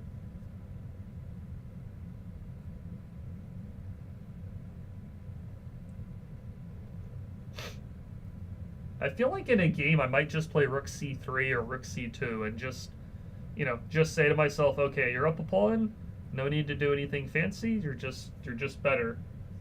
Or at least should be better because of that alone, but there must be something better to do.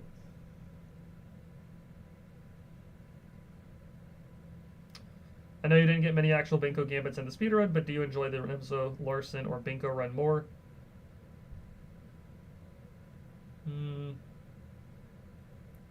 I was pleasantly surprised at the Nimzo Larson run. I actually did enjoy that one quite a bit.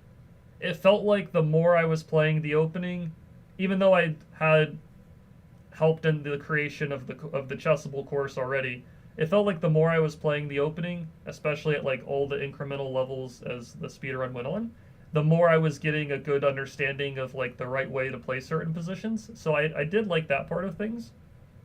I do think that the Binko Gambit opening itself I still like more from a like enjoyment aspect, like I play the Binko Gambit probably more than I play the Ready Nimzo Larson if I'm playing like Blitz games on my, let's say, like main account. I play the Binko Gambit like all the time on my main account.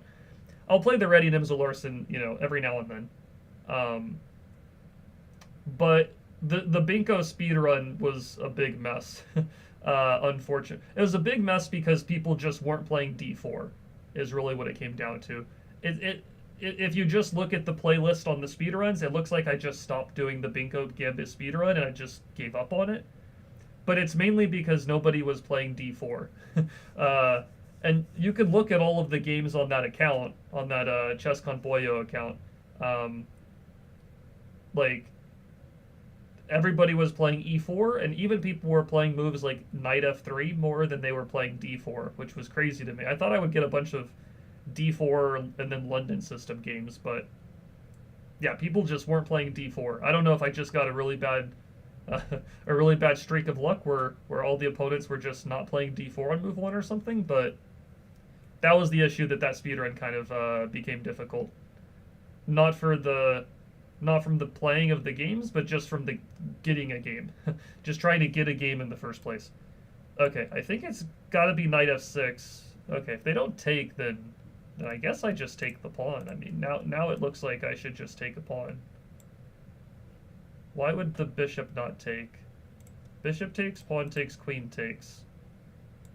Now you take on d5. Oh, I guess the queen is no longer hitting the c5 square. Interesting. So pretty much we're just trading pawns. We're trading the e5 pawn for the d pawn, but then the position opens up. We're up a pawn. That's good for us.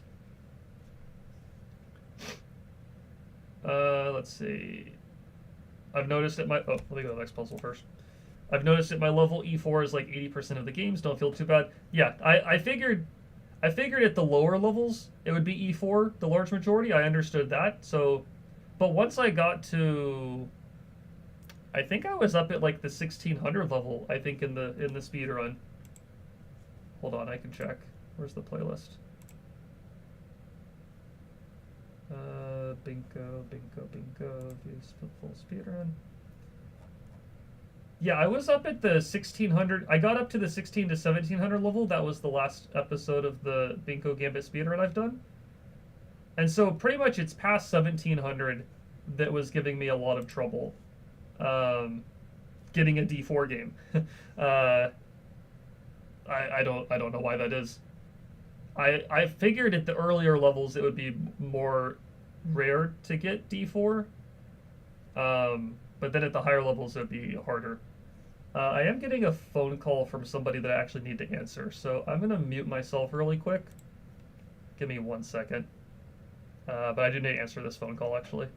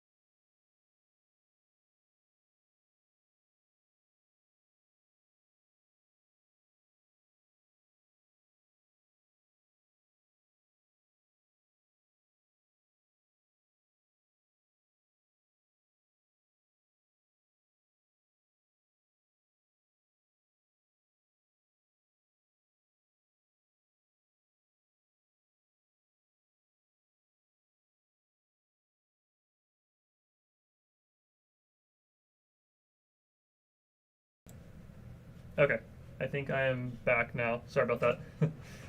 had to answer a phone call. Okay. I think I'm unmuted too. Okay, let me try to solve this real quick. Also, did I make those posters in the back? Those are really dope. Those posters are, those were made by my wife. So that was very cool of her. I really appreciated that. The designs themselves come from my Chessable courses, but she's the one who put them together on the board, on the display board, I guess you could call it. So that was really, really cool of her. I really appreciated that. Thought it was a good, very cool addition to the studio down here, to the office. Okay. So what are we doing here? Rook takes f7, queen takes g6. Feels like an idea. Could take on g6 just right away. We are down a piece.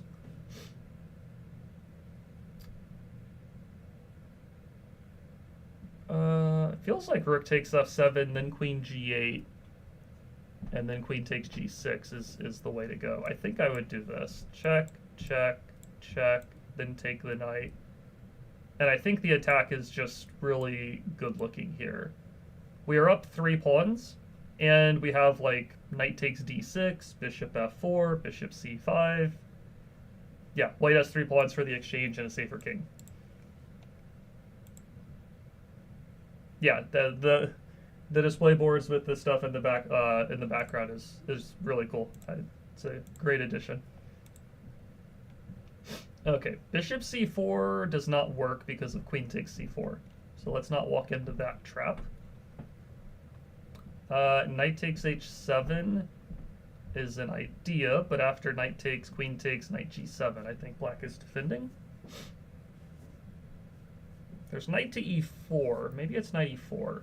If they take, we mate on f8. Probably black would have to play rook f7. And then maybe that defends. I'm not sure if I see the follow-up there. Could play h4 on move number 1, threatening bishop c4, threatening h5, stuff like that. That looks pretty good.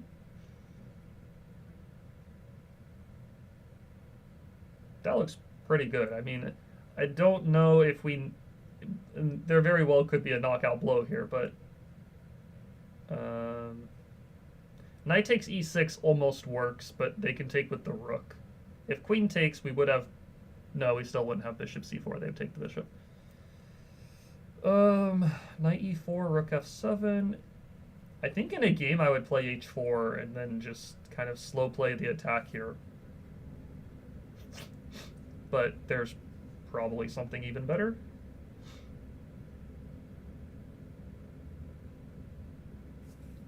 Okay, I don't think it's the best move, but yeah, I feel like I would play h4. Okay, something better. Rook e1. Rook e1 and just pile up on the e6 pawn. Black is pretty decently paralyzed here. It's very hard for them to move. Maybe queen to d2 is kind of annoying. Rook e3, black plays knight g4, and we're in trouble, so that's not good.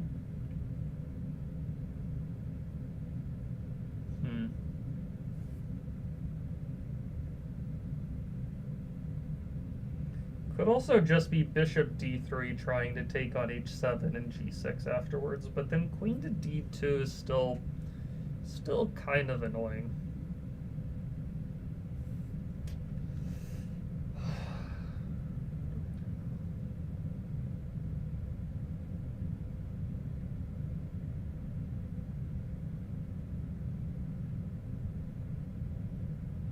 Oh, hold on. Maybe it's...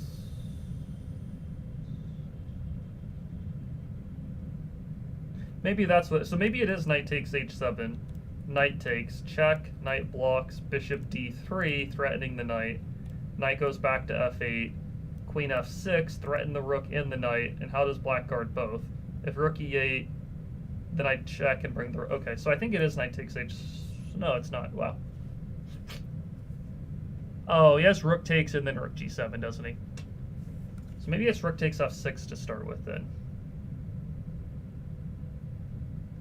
Feels like we're giving up too much. Feels like we're giving up too much there.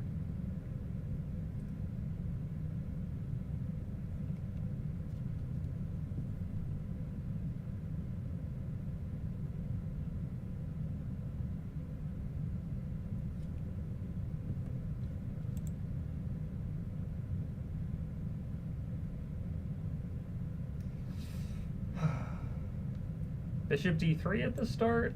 I'm struggling on this one. I'm not 100% sure what I would do. 94. There's rook f7. I don't think. Okay, fair enough. It's 94. I didn't think that was the way to go. But now that we have bishop c4, something better. Knight c5 or something. I don't know. This covers the f8 square.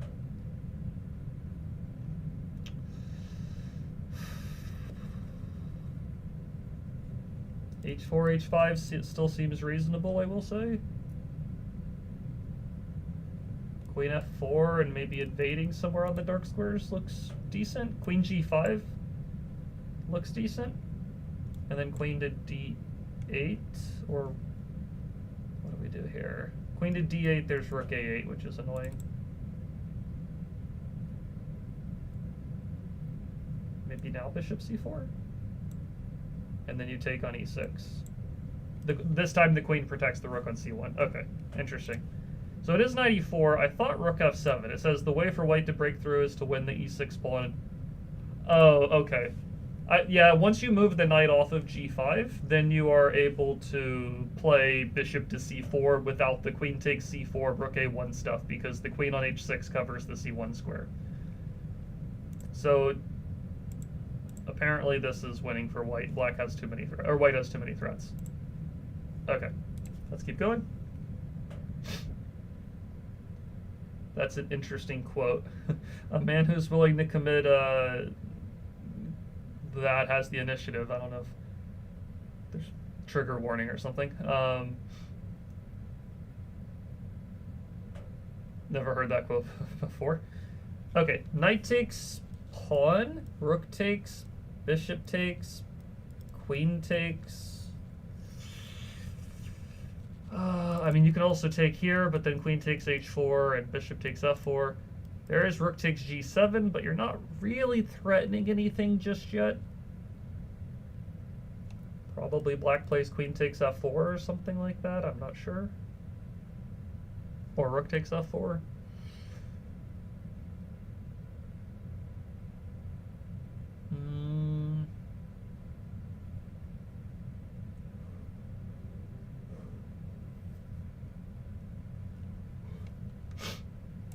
Okay, so we take e4.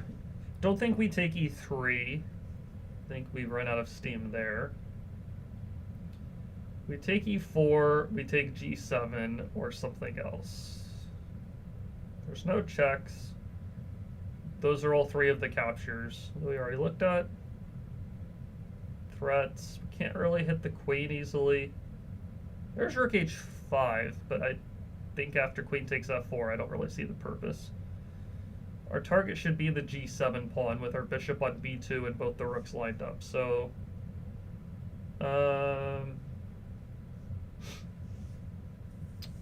what are we doing about this?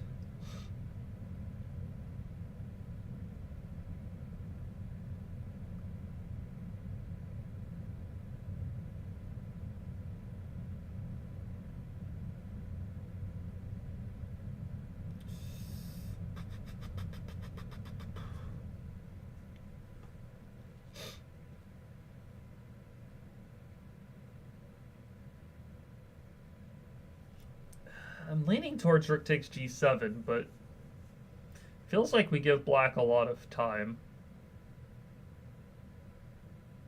I was thinking rook takes g7, rook takes f4, knight takes e4, with the idea of threatening rook g8 mate, but then he has rook takes h4 check, and I think we get mated first, which is bad. Or queen takes h4. Both of those would lead to us getting mated. The knight on e3 covers the g2 square. So I think that's too slow.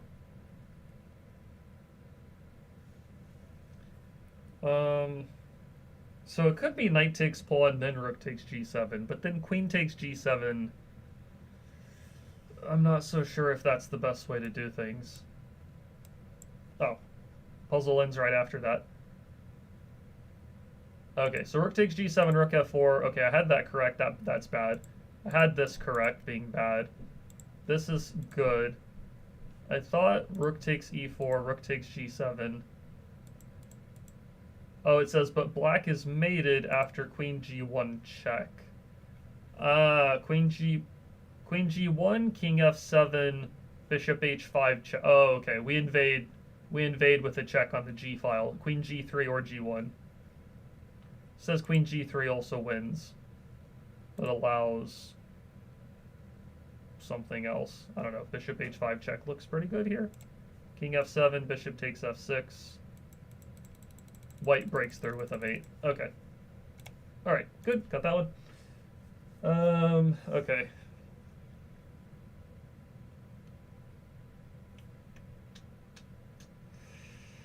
How do we prevent black from castling? If black gets to castle, they're probably fine. Knight takes e6 is a move. Knight to b5. Knight b5, they can still castle. Knight b3 is a move, but then they just take the knight. Knight c6 is a move, but then they just castle, I think.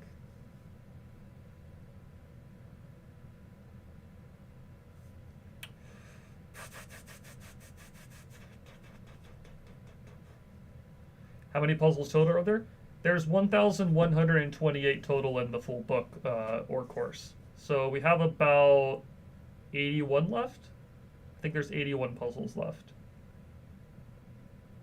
And this is the advanced this is the advanced chapter. So I think there's 200 puzzles in the easy chapter. I did all 200 of those in one day. The intermediate had, I don't know, 800-ish puzzles.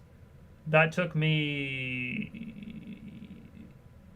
9 days total. And streaming about a little over 2 hours per day. I think it was 9. 1, 2, 3, 4, 5, 6, 7, 8, 9. Yeah, it took 9 days to do the intermediate chapters. And then this is our second day of the advanced. And this will probably go until Friday at this rate. I was trying to knock them all out by tomorrow, but I don't think I'm going to be able to knock out 81 puzzles at the speed I'm going for today and tomorrow. But I should be able to knock them out by Friday, hopefully. I need to, if I get to somewhere in the 1060 range, then I'll only have about 68 puzzles left, which is like 34 per day, which is definitely doable, I think. Even though they are a bit more advanced, they are taking, because they're more difficult, they're taking longer, is just what it comes down to. Okay, how do we do something to prevent black from castling? I feel like that's the idea on this one. Or maybe it's just like knight c6, and then they castle when we take the pawn on a4. Maybe it's just that simple. They can't take the knight on c6 because we take on f7. Oh, hold on. If we have the a4 pawn available, so it's almost definitely knight takes e6. But then after we take a4, they have queen b5. Hold on. Knight takes e6. If they take queen takes a4, queen b5, that kind of spoils things.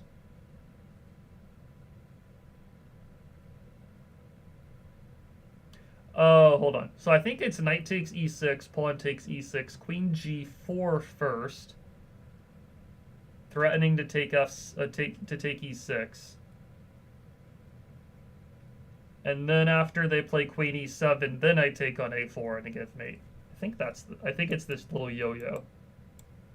Oh, I did miss this move, I will say. But I thought worst case scenario I take g7 and then. Okay, queen c6 is a better defense than I thought. I did not anticipate this. Rook to d6 is a move. Rook d6, bishop takes, queen takes e6, king d8, take with the pawn. Or then then we go rook d1. Okay, hold on. So I think it's this.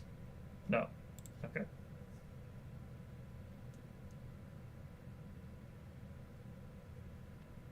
Queen takes g7, there's rook f8.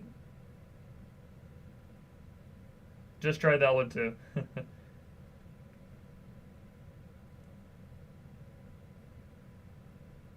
Yeah, rook d6 looks good.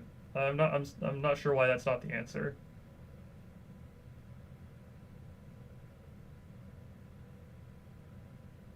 Must be something better. Queen h5 check, there's g6. Queen takes g7, rook f8 kind of stalls things out a little bit at least.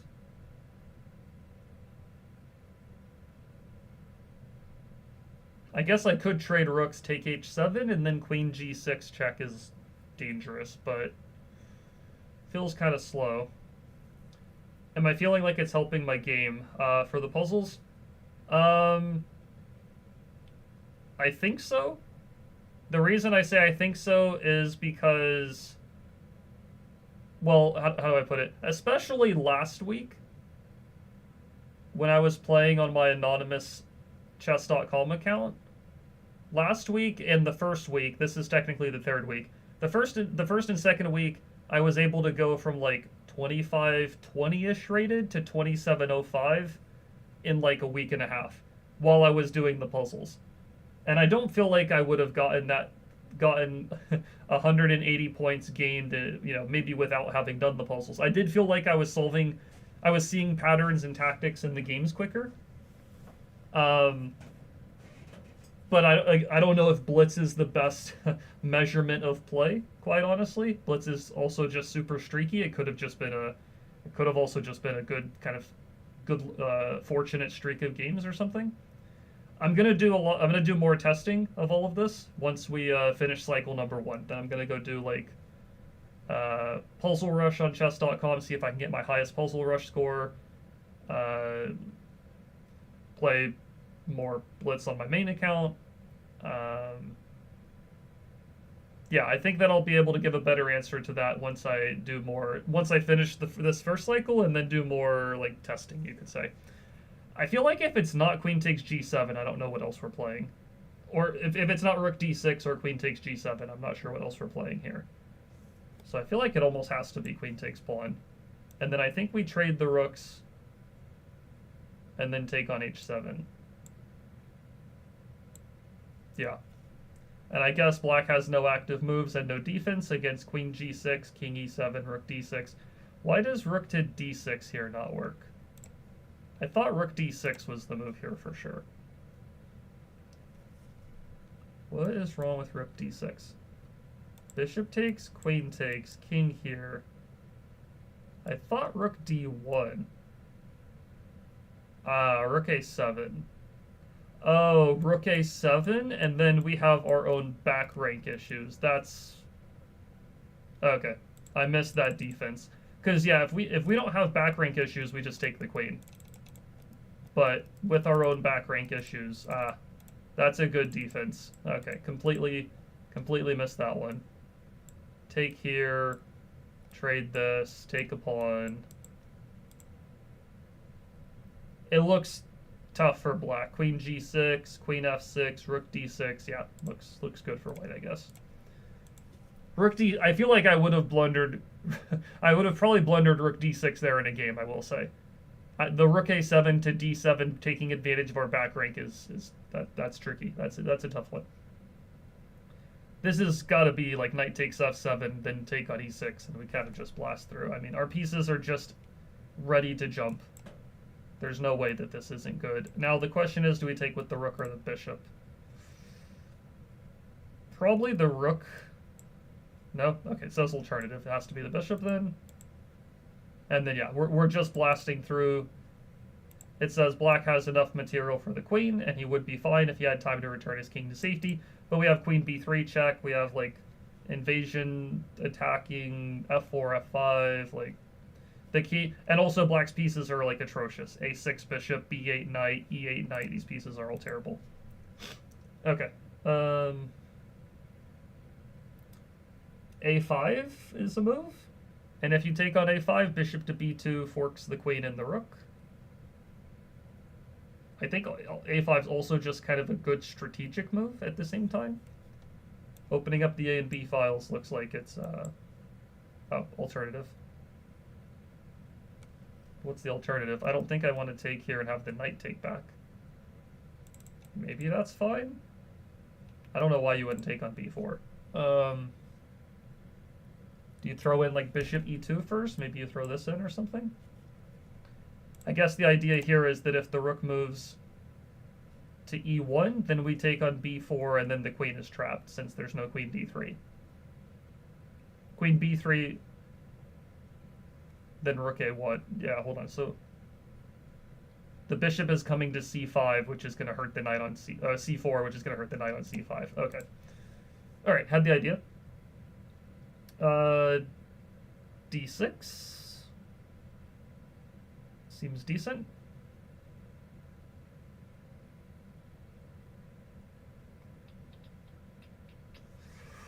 d6, if pawn takes c7, and then I think we're coming out ahead of with material.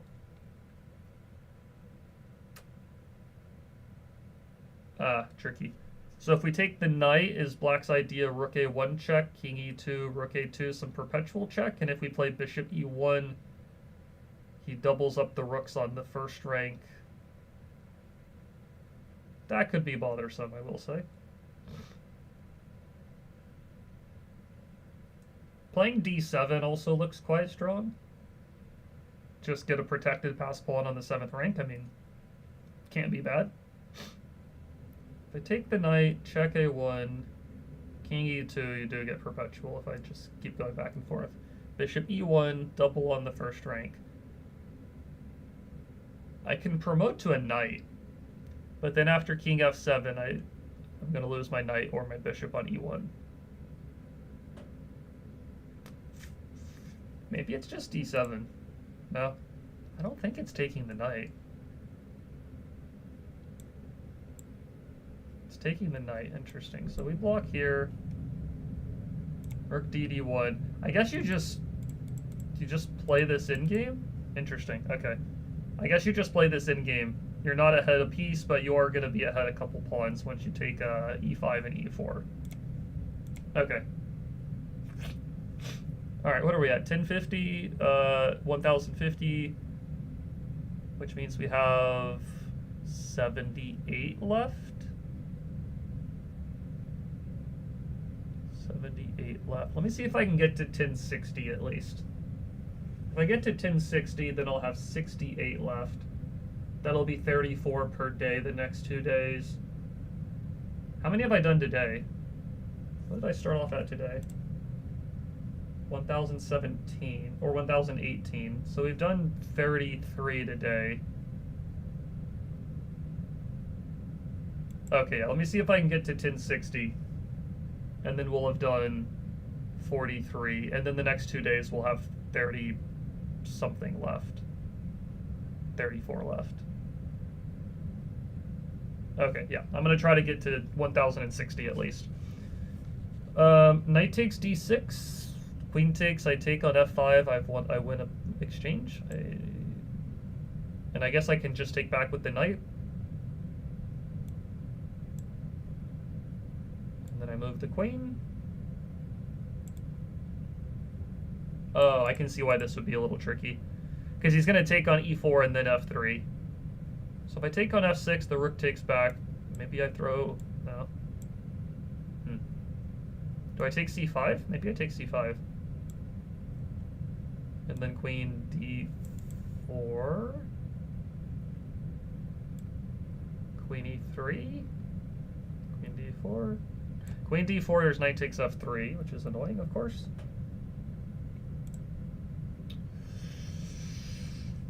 What do we do? What do we do? What do we do? I mean, now I have to move the queen for sure. Queen e2, I lose the knight with check, which seems very bad. Queen, I feel like we have to go queen d4. We give up the exchange. We give up the exchange, but then we put the knight back on e6, and it blacks... We got a lot of compensation. Yeah, the knight stops black's queen from joining the attack. It's so strong that black most likely should give up in exchange for it. And yeah, White has compensation for sure. It said white had plus over equal, which is a little bit of an advantage. Oh, Pia Cramling. She played against Gotham Chess in that match recently. This is from 1996. She is an absolute legend. 1996, that's what, 30 years ago? Almost 30 years ago? And she's playing Boris Spassky 30 years ago? That's awesome. That's very cool. I think I take f5 and then d6, or I take d6 then f5. I don't know which order.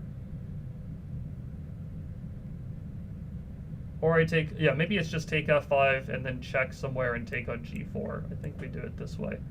But here we had rook takes d6, I believe.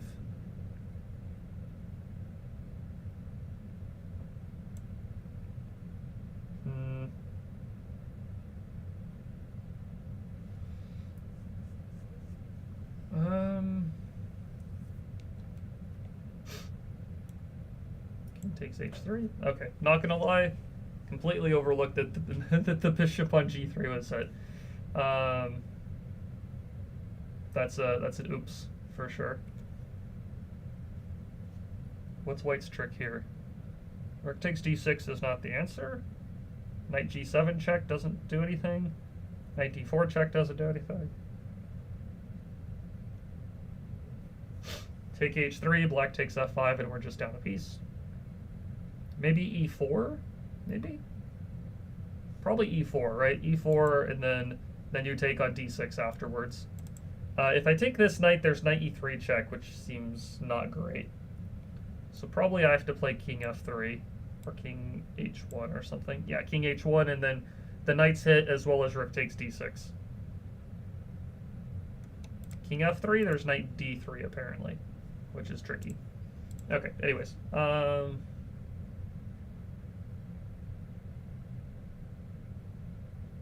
Feels like we need to get the queen away from protecting the knight. So like h4, queen takes, rook h1, queen goes back. Oh, then we play knight takes f6? No, then he has rook takes d2. Hold on.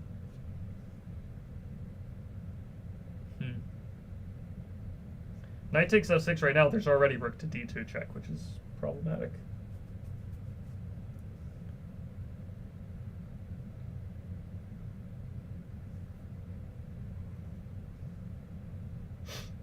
Hold on, that's what it is. So it's h4, rook h1, you take h7, then you have queen takes f6, I think. Yeah. So you take on h7 instead of playing knight takes f6. Knight takes f6, there's rook d2, but you can check this way first. And then take the knight and bring the knight back to e4, and black is dead lost here for sure. Okay. Pretty happy about that one. Queen f4. We're up a piece. I think queen f4. If queen takes, knight check and take. But then we're still losing the bishop, so maybe that's not the idea. I don't think we're holding on to both of these pieces, though. We don't really have a great way to guard both. My instinct is queen f4. And then here I think you would just... Here you take, check, and don't take this because of knight f6 check. I think you play bishop like d7, maybe? But then he plays rook e1, and the likelihood of saving this is low. Maybe it's f5. Yeah, f5. If the knight moves, you take the pawn. If he checks, you move to d7. Yeah, if bishop d7, I was worried about rook e1, but black apparently won the game later anyways. That's what I was bothered by. Okay, anyways.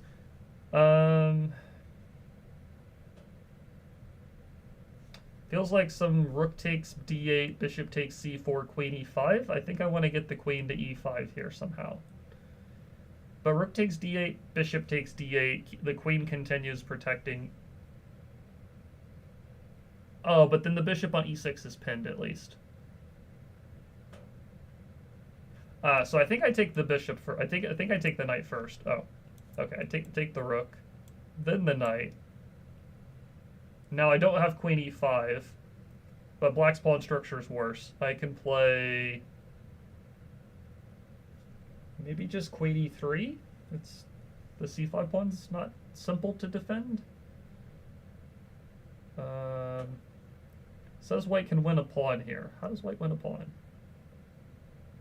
Queen e5, queen takes, knight takes, and then you just make the argument that strategically speaking you're in good shape. But I don't know how good of shape. Probably just knight e5 right off the rip. Okay, not knight e5. I was thinking knight e5 and then you just take the c4 pawn maybe. Or knight c6 with a fork. Queen e5? No. Queen e3? No. Oh, it's queen takes c4, duh. The bishop's pinned. Okay, that was silly.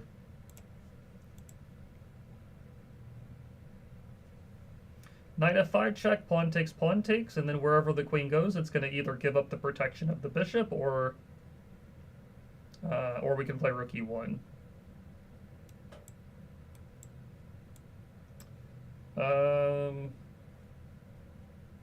Queen takes b7, I assume? No.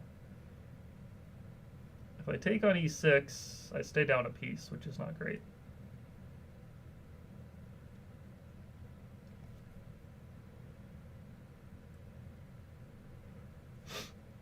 Well, I guess you get a rook versus two pieces, but doesn't feel like that's the way to go. I think you take, yeah, okay, sorry, you take d7, then you check. Do you play f6 check first or something? F6 check first? I don't think so. Why would it not be rook e1 and then queen takes? Why would that not be the answer? What else could you do? F6 check, knight takes. Oh, and then rook e1 is pretty much mate. Okay, so f6 is even better. And then, yeah, you win a lot more material this way. It says rook e1, knight e5, take here, take. It's still winning. It's not as good, but should still be winning, it says. Which sounds correct to me. Okay, how do we stop the pawn? We check on c8. They move to e7. We take the rook. They promote. We go rook e8 check. King takes, promote. King somewhere. I don't think we're getting the version of things that we want. You would be ahead 2 pawns, but our king is super exposed, which is pretty dangerous.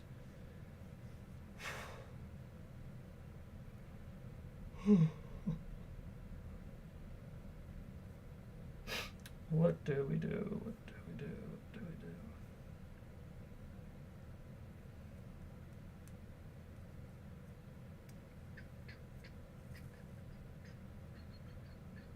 I mean, you can check, king moves, take the rook, promote, move the rook away, and then look to promote next move.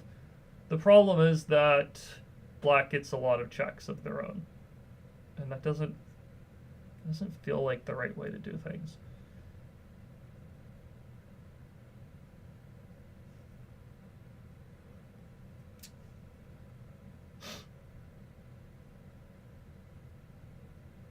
So if we check, he has to go to d7, because if he goes to e7, we check again and then stop the pawn. So he has to go to d7.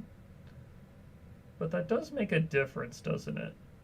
Because then after we take the rook, they promote, we go rook f8, we're threatening to take f7 with check, which I think is an important point. Actually, hold on. So I think that that's the key here. Oh, it's not rook f8.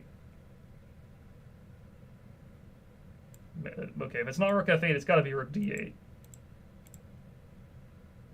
I wasn't sure what the follow-up move here was, though.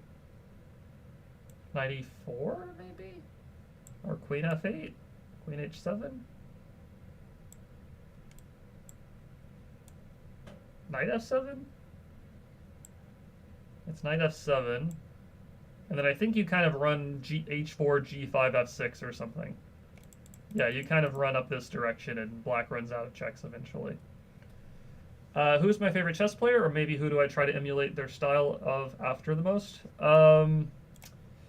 Yeah, those are 2 different questions.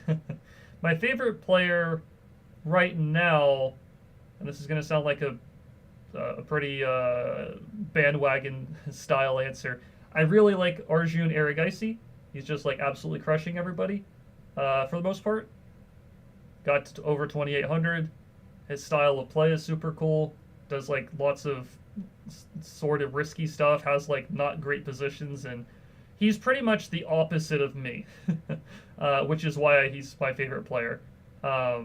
He's not the play style I can/would emulate, but he is the play style I wish I could pull off. He plays very fast, very practically, has maybe not always great positions, but always fights super hard.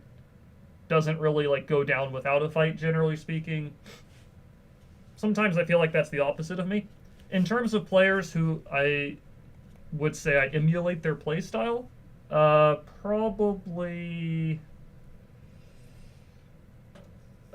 historically it's probably like the Karpov, Capablanca, those types of players. I'm definitely more on the positional side of things, for sure. I think this is rook e7, but I'm a little bothered by queen g3. The worst case scenario, we take the pawn and bring it back. So, yeah, I think you take this and then just retreat. Maybe. I think you can just retreat. No? Check here. Check here. You have to stop mate. Sorry, 1 second.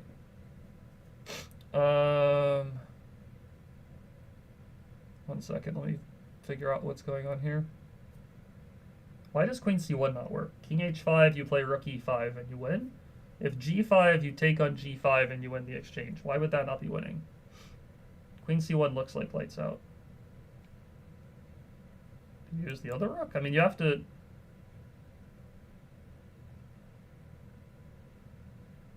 Okay. Apparently this is winning. And then if the bishop takes e4, I guess you take back with the rook and you're threatening rook h4. Is that the idea? I guess so. It says weaker in the game was queen c1 check, g5, queen takes. I mean, you're up 2 pawns. It is an opposite color bishop in game, but you're up 2 pawns and h4 is probably going to fall. It looks pretty good. Okay, but rook e4 is apparently better, and then you're going to take h4. Who's my favorite player historically? Oh, sorry, hold on. So, what was I saying at the end there? Yeah, players that I feel like I play like are Karpov, Capablanca, Petrosian, like those positional guys. I wouldn't say they're my favorite players historically. My favorite chess player historically, probably Mikhail Tal. Again, not a guy that I play like. Not a guy I play like whatsoever, but such a crazy player. So fun to look at his games. I think I've seen this one. I think it's bishop e8 and black's in Zugzwang, and then you give up the bishop for a billion pawns. I don't remember which pawn you take. I don't know if it really matters. Yeah, it says black is in Zugzwang, and then, you win like every pawn in the world. And then Fischer won this by just like, he eventually walked over and took all the other pawns if he needed to. Okay, I think we have one more puzzle and then we'll be done with 1060. Oh, I think I've seen this one. I think it's knight takes h2. Right, and then this was the trick. But here you take off 1, and then they take on d6 and you take on g3 and you hit the bishop on e2. I've seen this one in a book somewhere. Long time ago. But yeah, you take g3 and then you're picking up an extra pawn because you threaten the bishop on e2. It says it's easy to overlook such a move. The fork trick on e2 gives black a winning advantage, and that is that. Okay, so we finished through 1060. We have another 68 puzzles left to go. At the rate we're doing it, probably not going to finish all 68 tomorrow.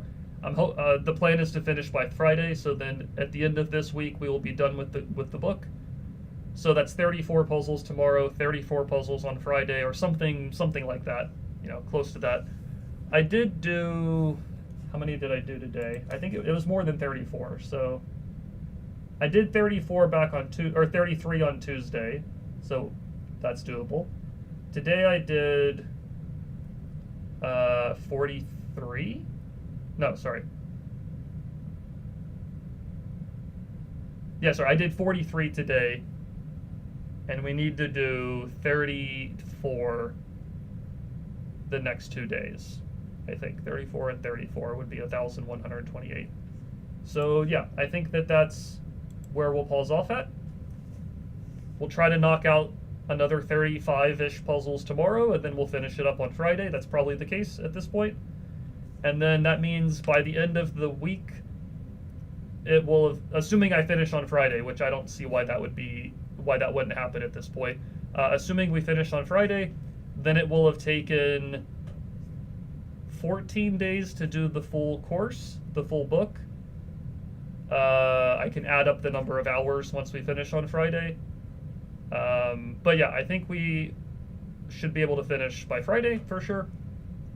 We have another 60-something puzzles left, 68 puzzles left, and that'll be it. Yeah, so we'll pause off here today. I'll be back again tomorrow around 10 a.m. Eastern time. I have been starting a little bit after 10. My apologies on that, but yeah, we went for about 2.5 hours today. We'll be back again tomorrow. I do have an interview I'm doing with Dr. Jean Kabadai, I think is how you say his name. He's got a YouTube channel here. He's got a channel here on YouTube as well that is quite popular with chess players. I'm doing an interview with him at 8 o'clock in the morning. I don't think the interview will go 2 hours, so I should be able to start streaming around 10. Yeah, we'll go from there. So thanks, Yush, for hanging out, as well as MDM, Ernesto. I saw Torty Ritz and Interesting Chess in the chat earlier. Nice to see all you guys here today. I'll be back again tomorrow around 10 a.m. for the next one. We'll continue from puzzle number 1061, and we will get very, very close to finishing things up. Gonna try and promote my channel on Reddit. You deserve more subs. Oh, I appreciate that. That's very kind of you. If you want to do that, that'd make me very happy. All right. Have a good rest of the day, everybody. Talk to you tomorrow. See you then.